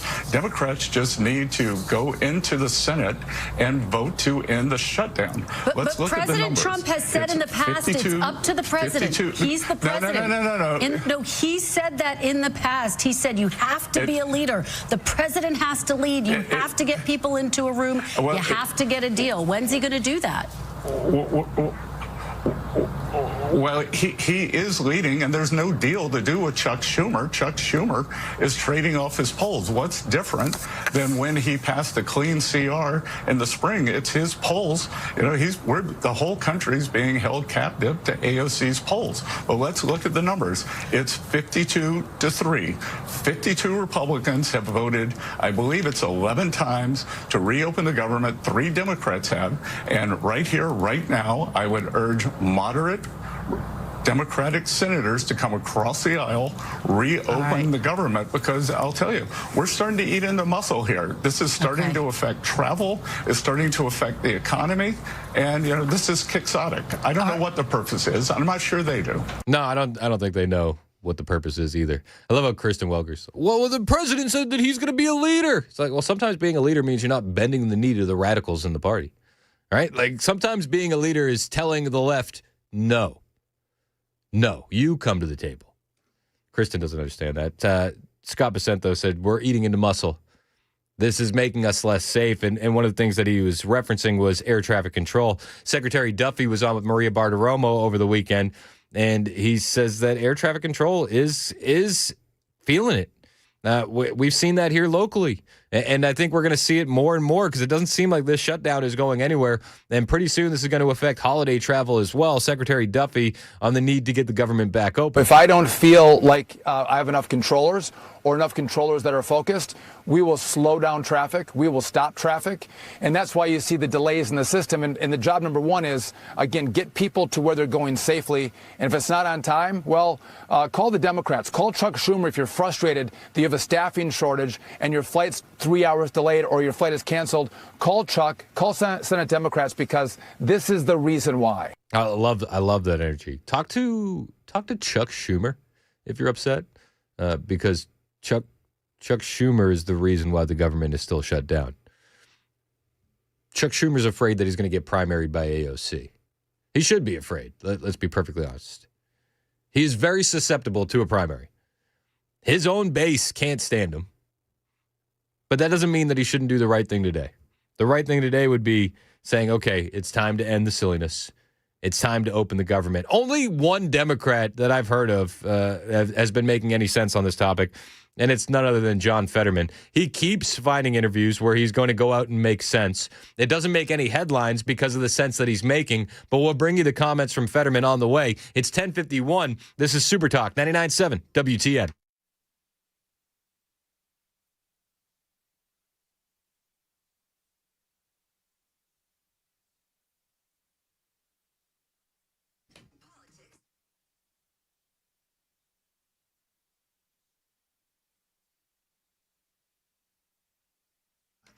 Hey, what's up? It's Chris Hand here for my friends at the Wellness Institute of Nashville. And if you're tired of back pain, neck pain, knee pain, running your life, well, listen up, because this is going to change everything for you, and it's not going to break the bank. The Wellness Institute of Nashville is still running strong with their Big Daddy Trump special. That is $12 for a full exam, x-rays if needed, a well-explained diagnosis, and your first treatment. Yes, you heard me right. You're getting all of that for only $12.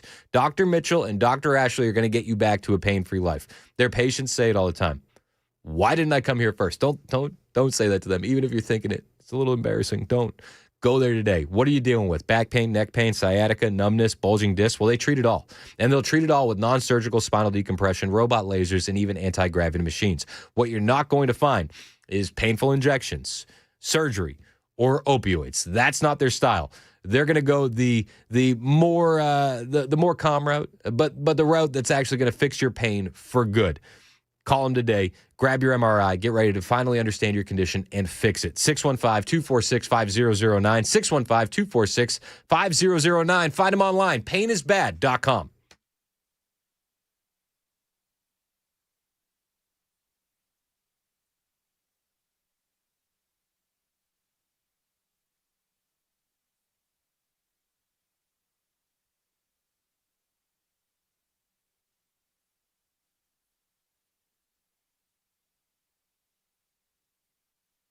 I'm Pastor Alan Jackson, and I'm excited to invite you to join me for my brand new show on Super Talk 99.7 WTN. Every Sunday night from 7 to 8, I'll be talking about the week's news and headlines, but through a biblical lens. Together, we'll look at what's happening in our world and how God's Word can guide us through it. Join me, Pastor Alan Jackson, Sunday evenings at 7 on Super Talk 99.7 WTN. And you can listen on iHeartRadio and tune in.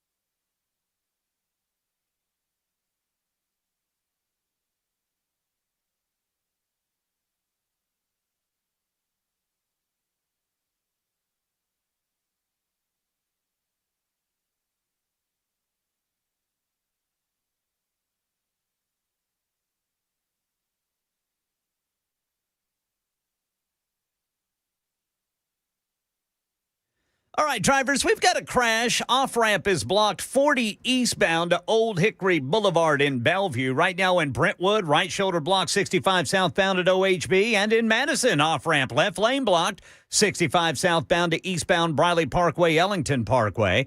Big hurricane bearing down on Jamaica, and Democrats now under pressure from one of their own to reopen the federal government.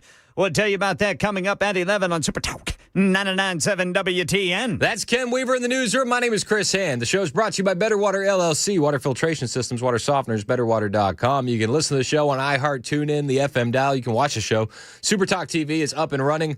Facebook, Twitter, Twitch, but the big ones, YouTube and Rumble. Hit like, hit subscribe. John Fetterman over the weekend He was on Fox News. Fetterman is quickly becoming the only sane Democrat in the entire country. He said he refuses to follow the Democrat Party down the path of radicalism. Well, really the party's going to go its own way, but I've been going my way. I'm going to fight for wins in Pennsylvania, and there's issues that I will agree and align with on the Republican side, specifically like Israel, and I celebrated those great peace deal. And I also really very strong that we have to secure our border, and I was the co-sponsor of the Laken bill as well. And right now, I'm in a minority that I think it's wrong to shut our government down in this situation right now. And now, so for me, and there's things that I strongly believe in too on the Democratic side, but I'm always going to vote country over party. Listen, I like it. He goes a step further, though, and he said that it would be time for the Democrats, or it's time for the Republicans to nuke the filibuster only in cases of the government shutting down. This is Fetterman. I just know that two things must be true in this situation right now. SNAP depends on 2 million Pennsylvanians to feed themselves, and I believe it's about 40 million Americans across the nation. That's a big deal right now.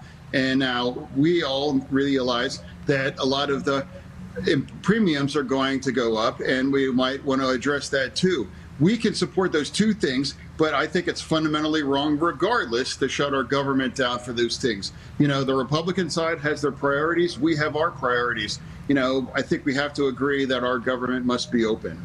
And you think it's time for Republicans to nuke the filibuster and end this thing? I think I've broached that before. I think it's entirely appropriate. And I would remind, all of us, the Democrats, we wanted to nuke the entire filibuster. I'm referring to right now carving out this specific right now. I'm not talking about eliminating the entire filibuster. It's really not much different than about the en blanc kind of nominees. And I think that was appropriate to do that in that situation as well, too. And carving it out the filibuster now would make it almost impossible to shut our government down in the future. Senator John Fetterman calling on Republicans to nuke the filibuster only in cases of the government shutting down. So that way we would no longer require those 60 votes to remain open. He's definitely getting primaried, right? Like, we can all agree on that. He's definitely getting primaried. 11 o'clock, Super Talk, 99.7 WTN.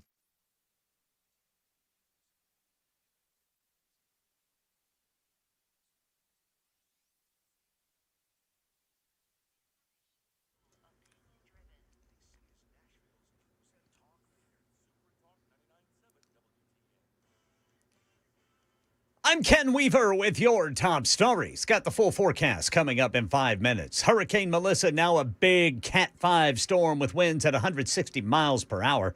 It's expected to plow into Jamaica later tonight. ABC News Chief Meteorologist Ginger Z tracking the storm. On top of the wind, the surge, you've got the rain. 15 to 30 plus inches. They're talking locally up to 40 plus.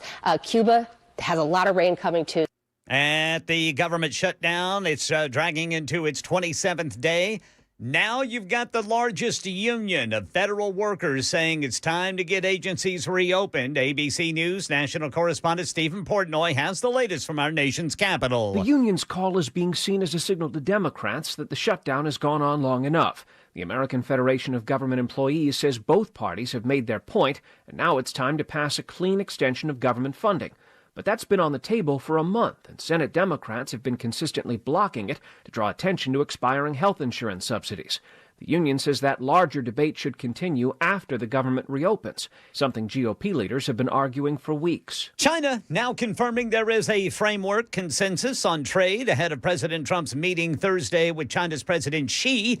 ABC News White House correspondent Karen Travers. There is public optimism now from both the U.S. and China that an agreement can be reached on trade when President Trump meets with President Xi in South Korea Thursday, a high-stakes sit-down coming after months of trade tensions. President Trump telling reporters on Air Force One, we're going to have a successful transaction for for both countries. Treasury Secretary Scott Bessent said he believes China will delay by a year the export controls it's threatening on the critical rare earth minerals. Bessent also alluded to a potential deal on China restarting purchases of American soybeans. Karen Travers, ABC News, the White House. That's the latest news. Weather's next. I'm Ken Weaver, WTN News.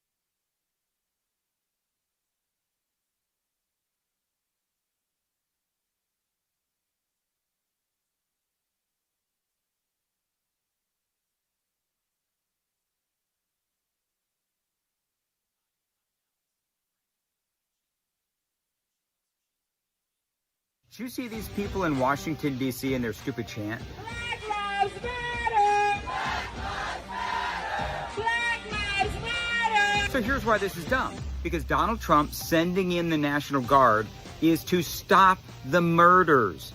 Donald Trump is actually saving lives. Over the last 2.5 years, they have had 561 black people murdered in Washington, D.C. Donald Trump is sending in the National Guard to stop the crime. So Donald Trump is actually saving black lives.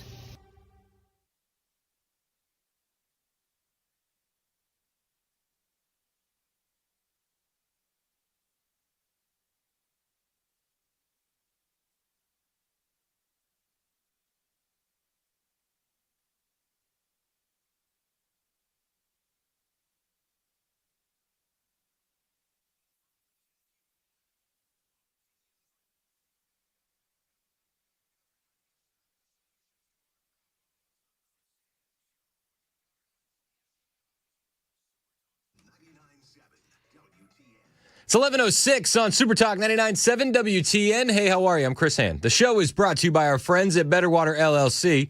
Water filtration systems, water softeners, betterwater.com. We got you guys all over the place. iHeartRadio, tune in the FM dial. You can watch the show as well. Super Talk TV is up and running on Facebook, Twitter, Twitch, YouTube, and Rumble. Hit like, hit subscribe, share the show with your friends. Joe Biden made a rare public appearance. He's very fearful. He's channeling his inner James Carville. Stunning and brave. Hope is gone. Hope is gone. Fearful Biden. This is the headline from Breitbart. Fearful Biden warns of dark days under Trump and calls on Americans to stand with late-night TV hosts. The pinnacle of our country. This is late-night TV. This is who I turn to. I wear a bracelet, and it says WWJD. What would Jimmy Fallon do? That's like all the time. All the time. It's like, oh, get blackout drunk. I'll not do that one. Yeah, I have the same one, but for Jimmy Kimmel. Do you? Yeah. I would take Fallon over Kimmel. Anyway. Oh, 100%. I was making a joke, and I regretted it as I said it. At least none of us have a what would Colbert do. Ugh. No, maybe Seth Meyers? Seth's up. Yeah, he probably does. That show's still on the air. I thought they got canceled. So did I. It's like the longest cancellation season ever for him. So keep weird. Tacking on. Well, we'll extend season 2 an extra 12 episodes. But does it make any sense? They're like, this show has 200 employees. We're losing like hundreds of millions of dollars every year. We'll just continue it for the next 9 months, and then we'll turn it off. Yeah, we'll figure it out. Why wouldn't you just cut bait and run? Yeah. unless they've already paid out contracts. But you'd save some level of money because there's no way that every member of the staff is under contract. Yeah. It doesn't make any sense. No. I don't know. Anyway, Joe Biden's very fearful. He's very fearful. And on Sunday night, said that these are dark days under President Trump. And he exhorted Americans to get back up and stand with late-night TV hosts as brave moral exemplars who continue to shine a light on free speech. Dun, dun, dun. Yeah, that fits. Yeah. That fits. Am I the only one that remembers? And maybe my memory's a bit better than Joe's. Let's be fair. It's a pretty good chance. I'm not here to assume things. My grandfather used to always say to me, when you assume, you make an ass out of you and me. So, I don't want to assume. But I feel like my memory might be a little bit better. And I only say this because I remember the assault on free speech under the Joe Biden administration, where we were shut down for saying things like, I don't know if that vaccine is going to stop you from getting COVID. It's like, banhammer. Do you remember that? Yeah, we had a number of our videos get taken down for that. My videos were getting taken down for that stuff all the time. Yeah. I got Dan's videos taken down. My videos got so controversial that they would go back and retroactively take down Mandis's videos. Just got to make sure. What are we talking about? We got to continue to shine a light on free speech. That's why we voted for Trump. Give me a break. I'm just saying. The old guy said, since its founding, America has served as a beacon for the most powerful idea ever in government in the history of the world. The idea is stronger than in any army. We're more powerful than any dictator. Stunning and brave. Stunning and brave. AP reports, it is. It's stunning and brave.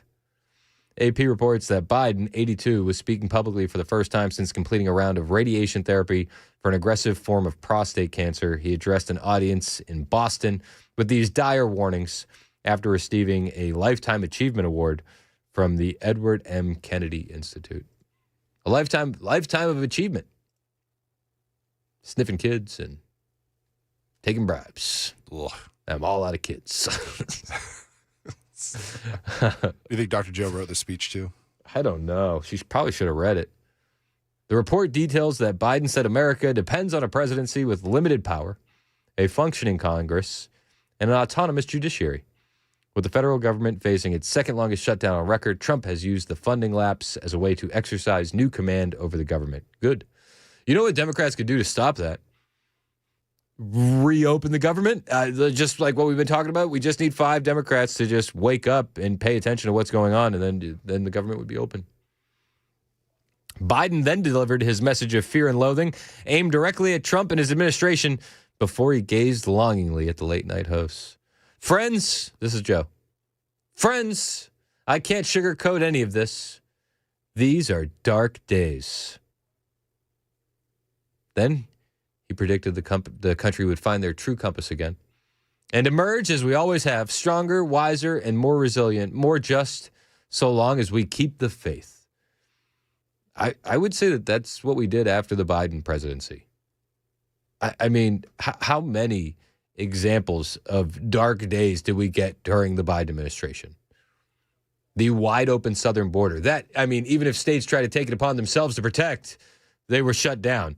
Arizona put up a shipping container wall. The Biden administration sued them and said you have to get rid of it. Texas put up razor wire. The Biden administration sued them. And then when that lawsuit didn't work, they went down there themselves and they cut the razor wire in Texas, all while telling us the border was secure. The Inflation Reduction Act didn't do anything to reduce inflation. It actually exacerbated it and made the entire process way worse. We've seen under Trump a lot more emerging as stronger and wiser. I mean, you look at what this guy's been able to do, 20 trillion in investments coming into America, reshoring manufacturing. We haven't even seen the fruit from those investments yet. The peace deal after peace deal after peace deal. He's on his Asia tour right now. One of the big things that they did over the weekend was the Cambodia-Thailand peace deal. All these world leaders got up there. Malaysia, Thailand, Cambodia. Thank you, President Trump. Nobody could have done it if it wasn't for you. And all Trump did was say, guys, if you want to trade with America, stop the war. And they went, oh, crap. All right, we're done. We're done. We emerged after the Biden presidency in a position of strength and resiliency by the grace of God. But Joe Biden called on Americans to look at comedians and late night hosts as examples of free speech that they should support and embrace. What? Does this make any sense? What? It doesn't make any sense.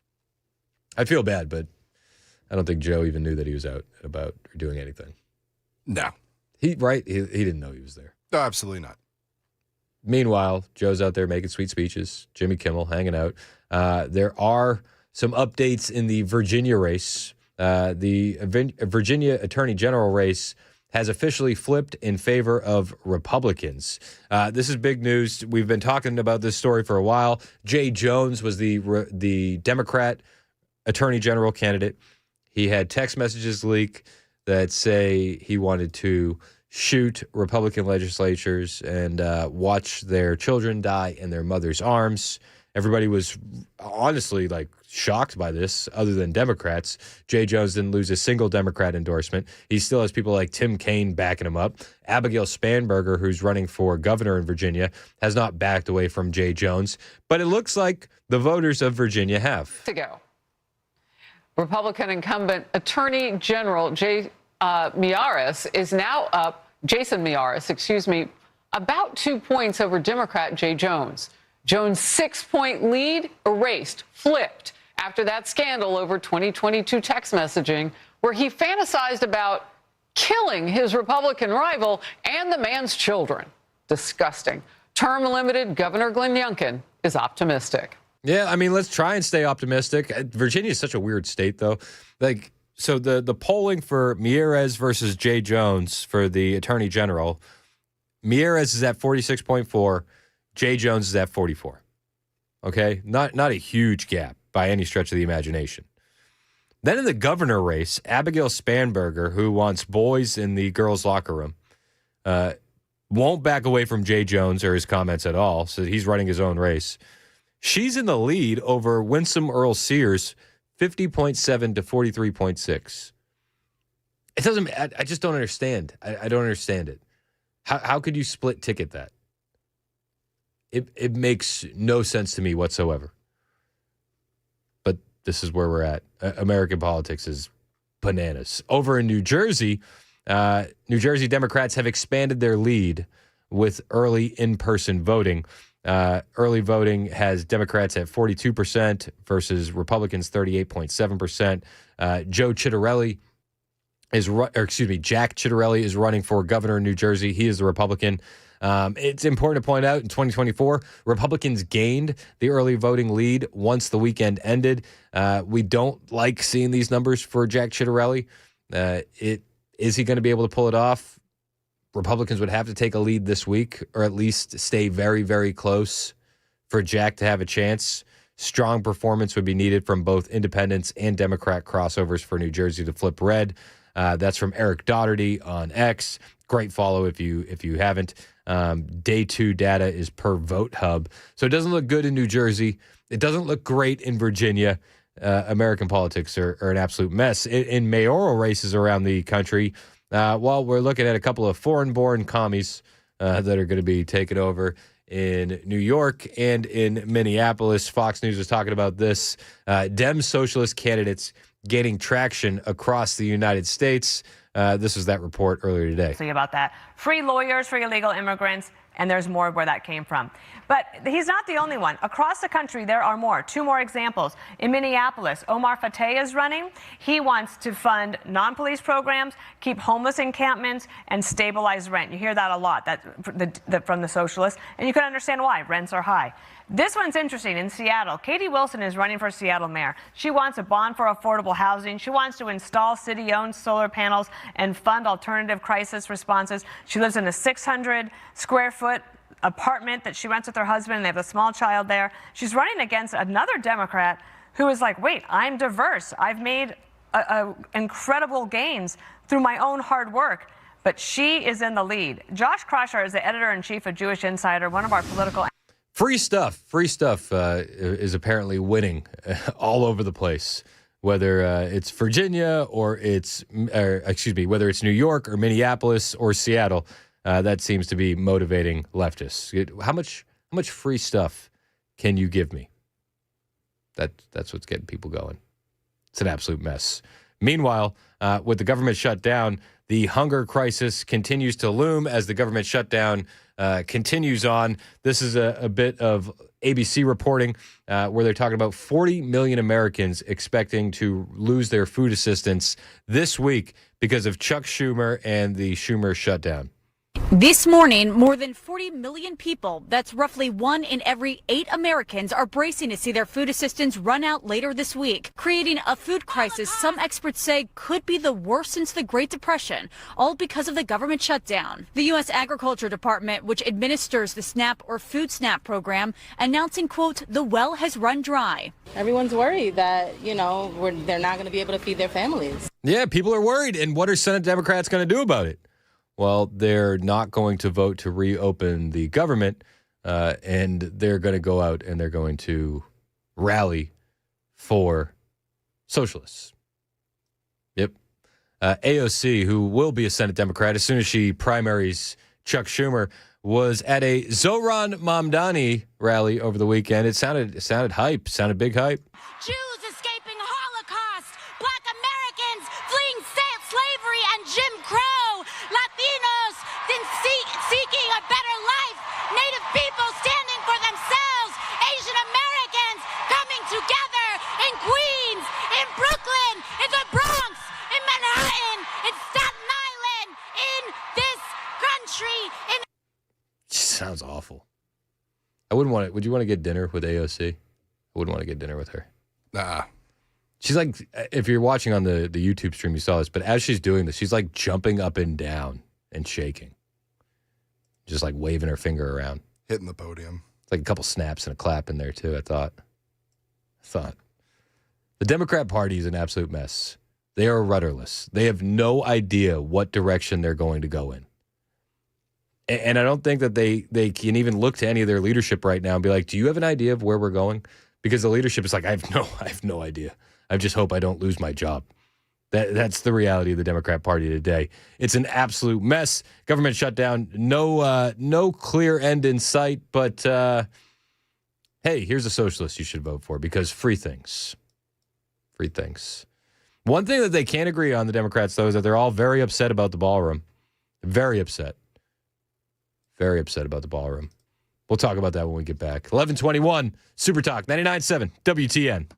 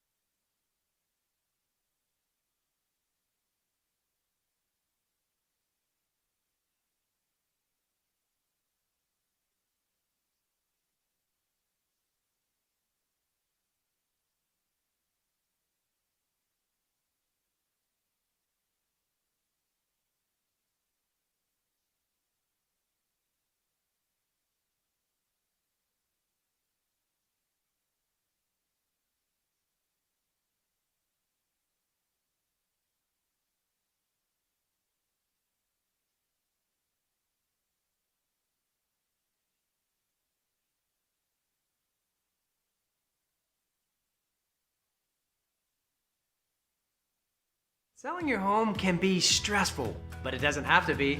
Get a guaranteed offer from Mark Spain Real Estate. There are no showings, no open houses, no stress. Work with the #1 real estate team in the U.S. and close with confidence. Go to markspain.com today.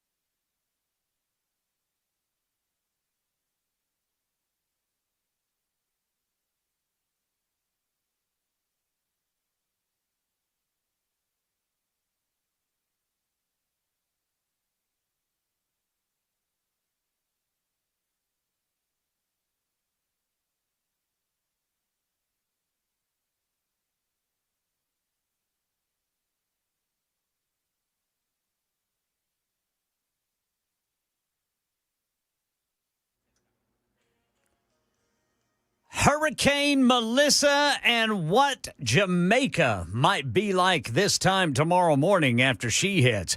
And the largest union for federal workers in this country is telling Democrats it's time to end the shutdown. This story and more coming up at 11:30 on Super Talk 99.7 WTN. But will the Democrats listen, Ken Weaver? That's the question we all want to know. We're going to find out, Brother Chris Hand. We're going to find out. Earlier this morning, they were talking about the government shutdown on CNBC.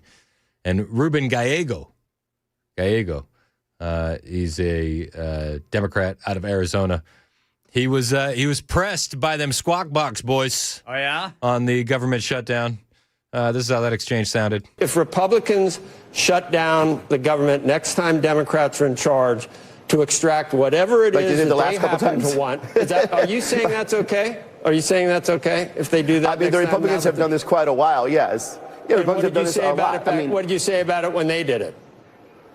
I don't know, and I don't care. I don't know, and I don't care. Nah. Here's a fun fact. They've pulled what he said about it. In 2023, Ruben Gallego, he did not answer with... I don't know, and I don't care. He said, put country before party. Oh, yeah. And then in 2019, it was not a I don't know, I don't care. It was, you're putting the country in danger. Mm. And in 2013, he said, you can't shut down the government and still claim to be a patriot. I don't know, and I don't care. It's a little different. Those darn receipts. It's like they don't understand how the internet works. And the fun part about all this is like it's his own tweets. Like, here, put it on the screen. This is what the GOP shutdown will do to our military. Men and women in uniform struggling to buy groceries and pay rent. It's time for the GOP to put country before party and end this reckless behavior. That was 2023. Lots changed in 2 years. Let's go. Okay, January 2019. TSA agents, FDA food inspectors, air traffic controllers are all working without pay. Soon, many will quit to find work that pays the bills. This shutdown is putting the country in danger. It's a little different than I don't know and I don't care. Yeah. Isn't it? I mean, that's a little different. It's a little different. I mean, now we just get... I don't know and I don't care. No. I'm taking my ball and I'm going home. If the Democrats are doing it, nobody's in danger, right? If the Republicans are doing it, everybody's in danger. How dare you? But currently today in 2025, I don't know and I don't care. I don't know and I don't care. We need to keep that on the hotkey, man. I feel like we're going to be able to use this in different situations. Hey, Ruben, how many kids are going to starve? I don't know, and I don't care. Oh, jeez. That's what a savage. What a ruthless. He's ruthless. Screw them kids. Jeez, Ruben, chill out. I don't know, and I don't care. I don't know, and I don't care. See, that's what you say when you really don't know. Well, when you do know what you're supposed to do. Yeah, Ruben, He knows. With everybody calling out from air traffic control because they're not getting paid, will you be able to make it home for Thanksgiving? I don't know, and I don't care. Oh. We're going to have fun with this, Brother Chris. We could have a lot of fun with this. Are you going to be enjoying the ballroom? I don't know, and I don't care. Oh. That's a different opinion than some of the Democrats. Other Democrats have been told that you have to, if you want to even run for president in 2028, you got to tear down that ballroom. It's like, it's like the Mr. Gorbachev, tear down that wall. Is that like their moment? Mrs. Speaker, tear down that ballroom. It's terrible. They're acting like they paid for it too. This is the thing that kills me about the ballroom. Nobody's paying for it. Like, taxpayers aren't paying for it. We're going to pay for the investigation into it, and we'll pay for any demolition should the Democrats regain power. But as of right now, nobody's paying for it. And one of the fun things, Wall Street Journal unearthed this, Trump offered to build a White House ballroom for Obama in 2010. Did you know that? Well, that was okay. But you didn't think he was a racist back then, Ruben? I don't know, and I don't care. Oh. That's weird. President Trump offered to build a White House ballroom for Obama in 2010, but the Obama administration never took up his offer, the Wall Street Journal reported Monday. They said, is this because of the whole Kenya thing?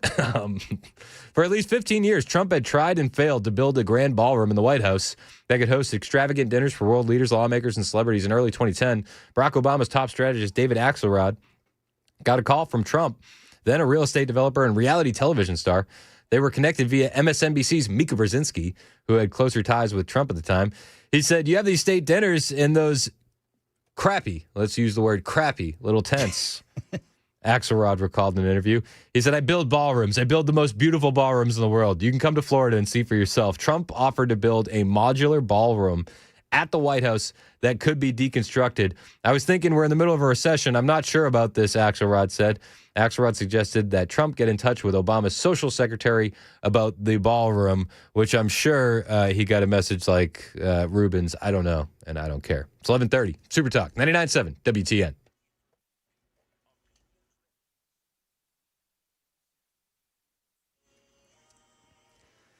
I'm Ken Weaver with your top stories. Full forecast coming up in 5 minutes. Hurricane Melissa, now a huge Cat 5 storm with winds at 160 miles per hour as of 5 o'clock this morning Eastern Time. It's expected to plow into Jamaica later tonight. ABC News Chief Meteorologist Ginger Z tracking the storm. By tomorrow morning, we'll be talking about landfall, and that's when the worst of the winds will be coming in through the western half of Jamaica. The southern part of Jamaica, that coast, that's where the 9 to 13 feet of storm surge. Yeah, National Hurricane Center right now says the storm's expected to bring 15 to 30 inches of rain. Some local areas could get 40 inches of rain. And as the government shutdown drags into its 27th day, the largest union of federal workers says it's time to get agencies reopened. It's seen as a signal to Democrats that it's gone on long enough. As the shutdown drags into its 5th week, more federal workers are heading for food banks, something the House Speaker calls shameful. We're the greatest nation in the history of the world. We've got to be able to operate. Mike Johnson says the largest union of federal workers has it right in a new statement urging the passage of a stopgap funding bill. They know that this whole thing by the Democrats, the entire shutdown, is a charade. Senate Democrats have been holding out, citing the need to extend expiring health insurance subsidies. But the American Federation of Government Employees says both parties have made their point, and now it's time to end the shutdown. Stephen Portnoy, ABC News, Washington. That's the latest news. Weather's next. I'm Ken Weaver, WTN News.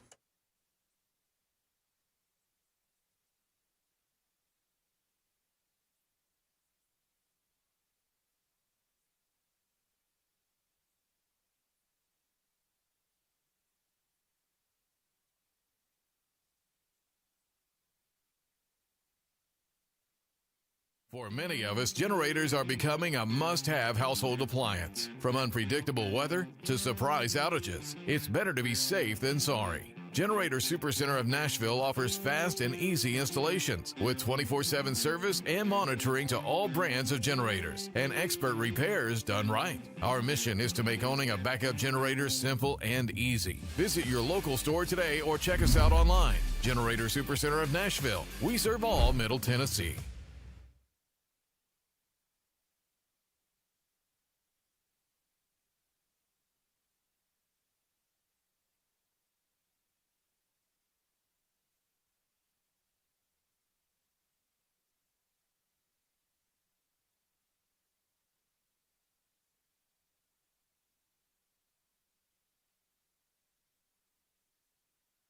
President Trump is not proposing an increase in student visas for Chinese students. The $600K references 2 years' worth of visas, which is simply a continuation of existing policy. I don't want 300,000 people a year from China in our country. No. I just don't.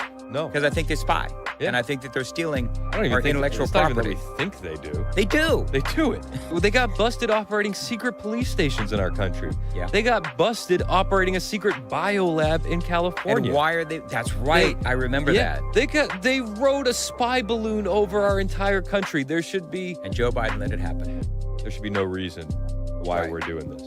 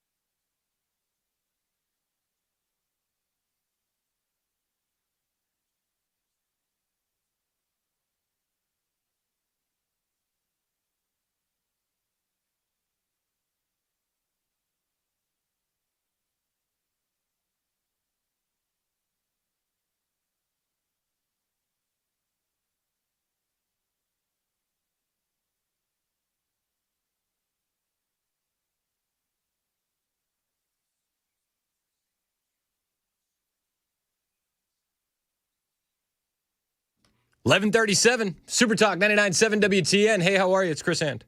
Show's brought to you by Better Water LLC. Water filtration systems, water softeners. Why would you need those? Does anybody know? I don't like them putting chemicals in the water that turn the friggin' frogs gay. That's a reason. It's a pretty good reason. It's definitely a reason. BetterWater.com. Don't let that happen to your frogs. No. We got a turtle from the river for free. Oh, yeah? Yeah. I wouldn't want anything happening to little Frankie. Frankie's the name? I didn't name him. That's fair. It's a strange thing with as a parent. You don't realize how many woodland critters would be free if you just happen upon them. Oh, wow. Pet snapping turtle. Great. Yeah, that's what we got. I don't know. Blame the mom. Blame the mom. Let it in the house. Blame their mother. Make sure you have zero res too. She literally said, we're bringing home a turtle. And I said, why? Why? Who greenlit this expenditure? She said it's free. Came from the river. It's free. I had 3 growing up. That's what Big Turtle wants you to think. They want you to think that it's free, but it's really you're really investing a lot in the casing and then what is it? The tank, the enclosures, the jar. Got to get the heat lamps. You got to get all this stuff. A turtle wasn't free. It was $89.75. Honestly, not a joke. I don't know how we got off on this. Oh, we do need to talk about what you found out about J.B. Pritzker. Bro. Mason found out J.B. Pritzker is lying. And that's going to be our first story in the lightning round, which starts right now. It's the lightning round with Chris Hand. We do it every day this time. It is anecdotally the number one segment of the show. People love it. It's called the lightning round. We do all the stories that wouldn't fill a whole segment, all the stories that we didn't have a chance to get to, and anything you want to contribute. 615-737-9986. Now, oftentimes we hail Mason as a producer extraordinaire. He's the executive producer of the Chris Hand Show. He makes sure, what does Matt Murphy say? He makes sure everything that comes through your radio speakers are sounding as perfectly as humanly possible. Pushing all the blinky buttons. He's crushing. But did you know that Mason is actually doubling up, and he wants to be an investigative journalist now as well? Yeah, I'm finding out the big news, or rather the short news. We've had a lot of talk about little guys today on the show. A lot of little guys here on. But it's not like a negative thing. No, it's little fellas. Some of the little guys we love. Little fellas. Some of our favorites: Stephen Miller, Mike Johnson. Love those little guys. Love them. There's other little guys not as much of a fan of. J.B. Pritzker though. It's just the truth. Just the truth. J.B. Pritzker, though, it turns out, and this is just due to the research of one Mason Fleming, he's a little guy masquerading as a big guy. Yeah, so Sam and I were joking around earlier during the 10 o'clock, and J.B. Pritzker came up and he was like, yeah, he's tall. He's huge. I was like, no, he's not. I've seen him next to other people. He's not tall. Look at that podium. He's on his tippy toes. And so I looked up on Google, says that J.B. Pritzker is 6'3". 6'3". And I said, what? There's no way. No. And so I looked at a couple images of him, and I'm like, okay, wait, hold on. There's a picture of him next to Conan O'Brien, who is notoriously tall. I believe. How tall is Conan? I believe he's 6'5", if I'm not mistaken. The one height I didn't look up. Wow.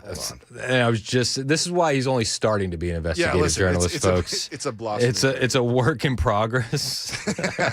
He's 6'4". Okay, so Conan is 6'4", so that would mean he would be an inch shorter. Yeah. The photo I saw, he is at least a foot shorter from the looks of it. Okay, and then there's a couple other photos that you warmed me up to of him standing next to Joe Biden. Yeah. Joe Biden is listed at 6 foot. Yeah, which I believe, because Trump is 6'1". No, 6 foot flat. So I think he's 6'1". Yeah, they're both relatively the same height, and when you see both Trump and Joe Biden they say Trump walking is together, 6'3". They say Trump is 6'3".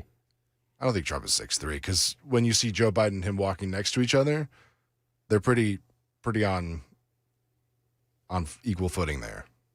I may be wrong. I think you're wrong on that one. It's okay. I'm new to this career here. So the one that you pointed out to me that was the biggest news is Joe Biden. Can you put this picture up on the screen? Yeah. So this is Joe and JB. Joe is listed at 6 foot. Does that look like a 6'3" man? No. Not at all. Unless, hear me out. Are we talking girth? Maybe. Maybe it's taking the area of the circle. It's around the globe? Yeah. Maybe. The circumference? Maybe they were measuring circumference. It's terrible. J.B. Pritzker, he looks like the kind of guy that would eat the bread that soaks up the bacon grease. Oh, yeah, probably. He does. I don't mean that as a negative. You might be like, that was mean. But there was a New England Patriots coach, Charlie Weiss. Mm-hmm. I love the guy. Offensive coordinator. He ate the bread underneath the bacon. Yes, he really did. He really did. It's nasty. It's nasty. That's a nasty one. All right, got another story for you here in the lightning round. We did determine that J.B. Pritzker is a liar. A big fat liar. And he probably eats the bread under the bacon. Yeah. I would look up what it actually is, but it's a lie everywhere else. It's a lie. 6'3". Lies. No way. I was like, no way J.B. Pritzker is taller than me. There's no way. What is this? All right, so a lot of people are very upset about the ballroom. That leads us to our next story in the lightning round. President Trump was talking about it over the weekend, and he's like, everybody needs to chill out. Like, everybody's so upset. He's departing from Malaysia here, and he's about to get on Air Force One, and he's like, everybody calm down about the ballroom. Well, we raised a lot. We've raised over $350 million. It's a beautiful room, a big room. I don't have any plan to call it after myself. That was fake. Probably going to call it the Presidential Ballroom or something like that. We haven't really thought about a name yet. I would name it Donald Trump's Immaculate Ballroom. It would have to have Donald Trump in the name, and you'd have to do that for the trolling. The Democrats are so upset about this. One Democrat political commentator, Tara Sedemeier, she's facing backlash for what she posted online. She is a former CNN commentator, an ABC News contributor, and a GOP communications director on Capitol Hill. She posted an aerial image of the construction at the ballroom. Put this on the screen for me. She posted it, right? And there's demolition going on. But her caption said, "It feels almost the same as when I saw the Pentagon damage on 9/11. What? It feels like it's because she's saying that because there's no plane? Sorry.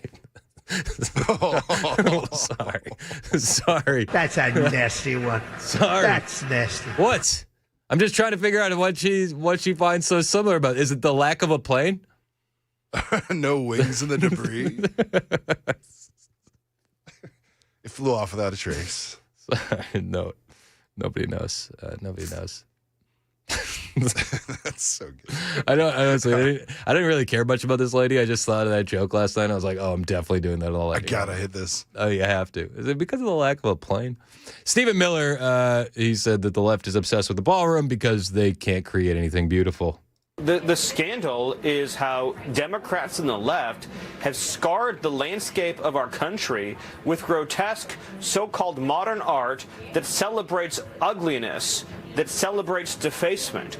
The tragedy is a political party and a movement that has ripped down our statues, our monuments, our holidays, our heroes, our heritage. The Republican Party under President Trump celebrates beauty again and beautification again. And just as President Trump has beautified Washington, D.C., scraping off the graffiti that has been all over our nation's capital, been all over Union Station, our areas of transit and work and recreation. Now he's repairing, finally, an area of the White House that has been left in disrepair for decades. And it's going to save us a bunch of money. We're not calling the tent guy anymore. The only person that should be upset about the ballroom going in would be the tent guy. That's the only guy that I even want to hear that he's slightly upset about the ballroom. Like, oh, you own the tent company? That makes sense. Other than that, why are you upset? Why are people upset? Yeah, even then he's probably like, oh, that's a cool room. It makes sense. That makes sense. Those tents have been paid for 10 times over. Oh, easily. 100%.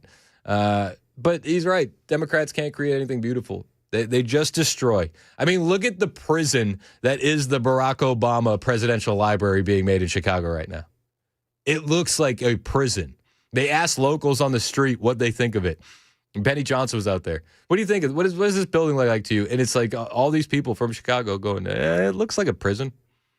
There's no windows and it's all concrete. The only thing it's missing is a barbed wire fence, which they'll probably put it up.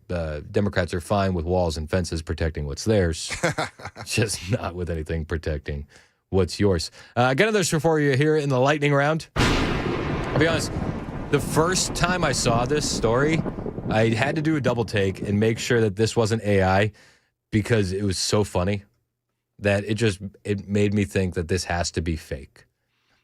It's not a fake story.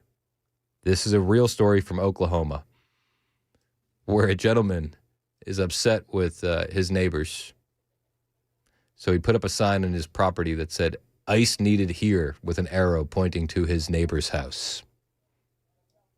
This is the local news call of the play. Tempers flared in a metro neighborhood. It's all over a sign referencing ICE, Immigration and Custom Enforcement, and pointing to a Hispanic family's home. News 4's Tanner De Leon was there as both sides came face to face. I asked y'all to Shouts of anger and frustration aimed at the person who put up this sign in his yard near Spencer Elementary School. This is not okay, and I'm a mother here. My children go to this school, and I will not tolerate this. She is sticking up for the family who lives in the home the sign points to. They tell News 4 they've had issues with the man since moving in a couple years ago. So the house is right next to an elementary school, okay? Like borders it with a fence, it looks like, as far as I could tell in the video, right? Like, you think that's a good characterization? It's like right there? Yeah, it's right It's like there. his house, fence, middle school. Or elementary school. And right there at the fence line, there's a sign that says, "ICE needed here. Deport them all. I support ICE." And there's an arrow pointing at his neighbor's house. His neighbors of Hispanic descent. I don't know if they're illegal or legal, but I think the whole thing is funny because it seems like the ones that are getting really upset about it are the Karens and pickup line that just can't stand for this any longer, and they're now shouting and berating this man. But at the end of the day, there's nothing anybody can do about this because of free speech. And they did talk to the Hispanic family, and while they seem like a little bit upset, they're like, whatever. In a couple years ago. They don't like us. They complain about everything. My kids played in the yard over there in the grass, and they come to the fence and they start telling them, "Hey, you need to go to your house. Hey, you need to stop playing." Families picking up their kids from Spencer Elementary say this does not surprise them. I was a kid here in the school over 20 years ago, and it was like the same kind of way. He lives next to the school, but like even like balls over the fence, like common things. Still an issue, I guess. At one point, police showed up. That's when the homeowner came outside. Ordonez says it is one of the few times he has had an opportunity to try and speak with the man. They don't like Hispanic people, or they don't like nobody yet. I don't know what this problem is. We never mess with him at all. We out here. Yeah. Good. Yeah. Officers say because neither side is breaking any law, they can't do anything. We reached out to OKCPS as well, with it being so close to the elementary school. They say there is nothing they can do about it because the sign is not on their property, adding, quote, "The district is committed to all students, and all students will be educated equally." Families hoping for a change. I just think the whole thing's funny. It's not a sign that I would personally ever put up in my yard, even if I did have neighbors that I thought could need a visit from ICE. I would do that. I would handle that more privately. I would have to handle that with a tip line or make a phone call. Personally, I wouldn't go with the sign. But the entire story is hilarious, mainly because of how upset everyone on both sides is getting over it. It's like, this is probably, you understand that's probably what he wanted, right? It's called we do a little bit of trolling. He's trolling you, and you're feeding the trolls. Easy money. So I thought it was fake. That's a real story. That does it for us here in the lightning round. 11:51 Super Talk 99.7 WTN.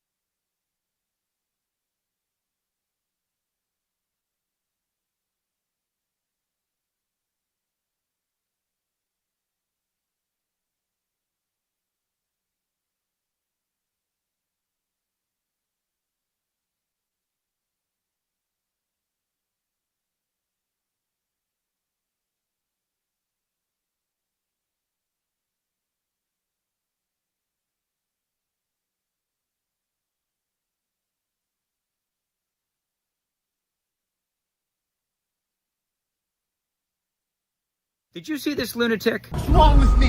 Oh, hey, smile for the camera, you little Nazi bitch. That's enough. Kill all Nazis. We won World War II. Fuck you. Kill all Nazis. So that is a crazed leftist yelling at a Republican and calling him Nazis. When will the Democrats understand calling Republicans Nazis is anti-Semitic? Because when you do that, what you're doing is sanitizing what Adolf Hitler and the Nazis did. That, my friends, is anti-Semitic. Kill all Nazis. We won World War II. Fuck you. Kill all Nazis.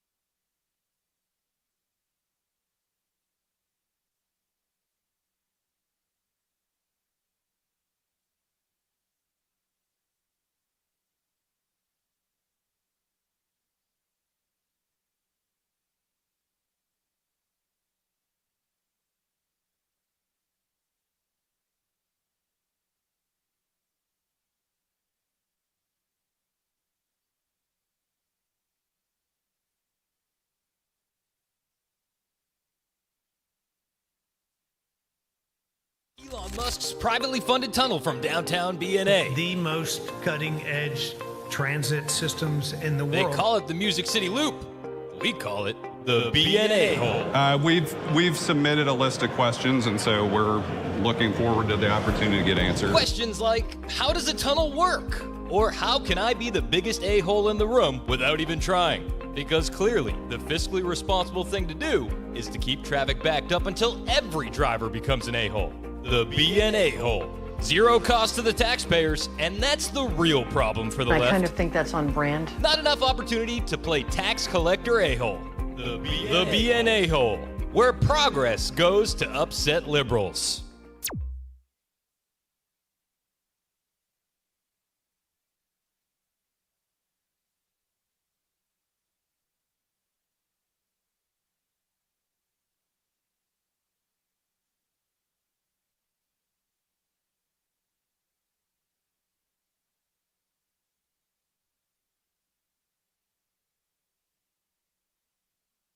This is massive. This is Armenia and Azerbaijan. This is nearly 4 decades of fighting in the region. Both leaders of each nation are coming here to the White House. For more than 35 years, Armenia and Azerbaijan have fought a bitter conflict that resulted in tremendous suffering for both nations. They suffered gravely for so many years.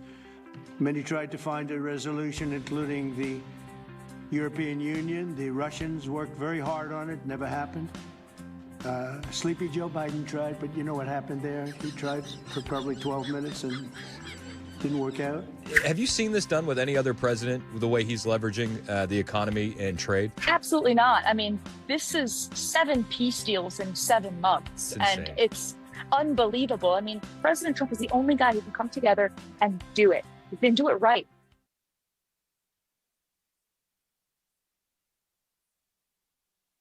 $11:57, Super Talk 99.7 WTN. Hey, how are you? It's Chris Hand. Show is brought to you by Better Water LLC. Water filtration systems, water softeners, betterwater.com.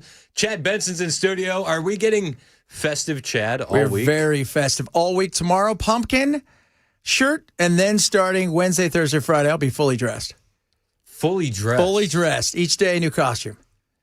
We're having fun. Wednesday, We're doing Thursday, Friday, you're going to wear a costume each day? Yeah. I have so many costumes. What are you going to be? I got some cool clown stuff. I got a funny one, and maybe Sam from Trick or Treat. Not quite sure. I've got like so many costumes.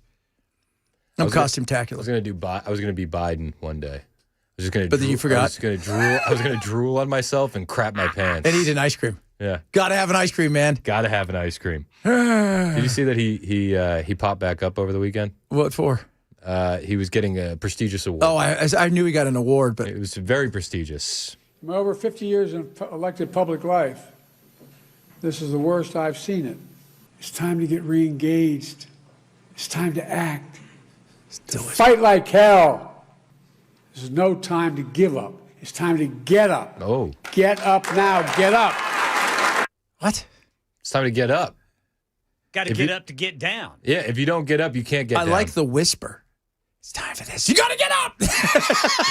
Isn't dementia you have a problem controlling the Well, he volume of your does. voice? It was so bizarre, though. It's like, what did he? I know I saw he won an award. I'm like, why is he out here? Yeah, it was a very prestigious award. What did he get? Did they make some sort of award for him to give it to him and make him feel good? I think so.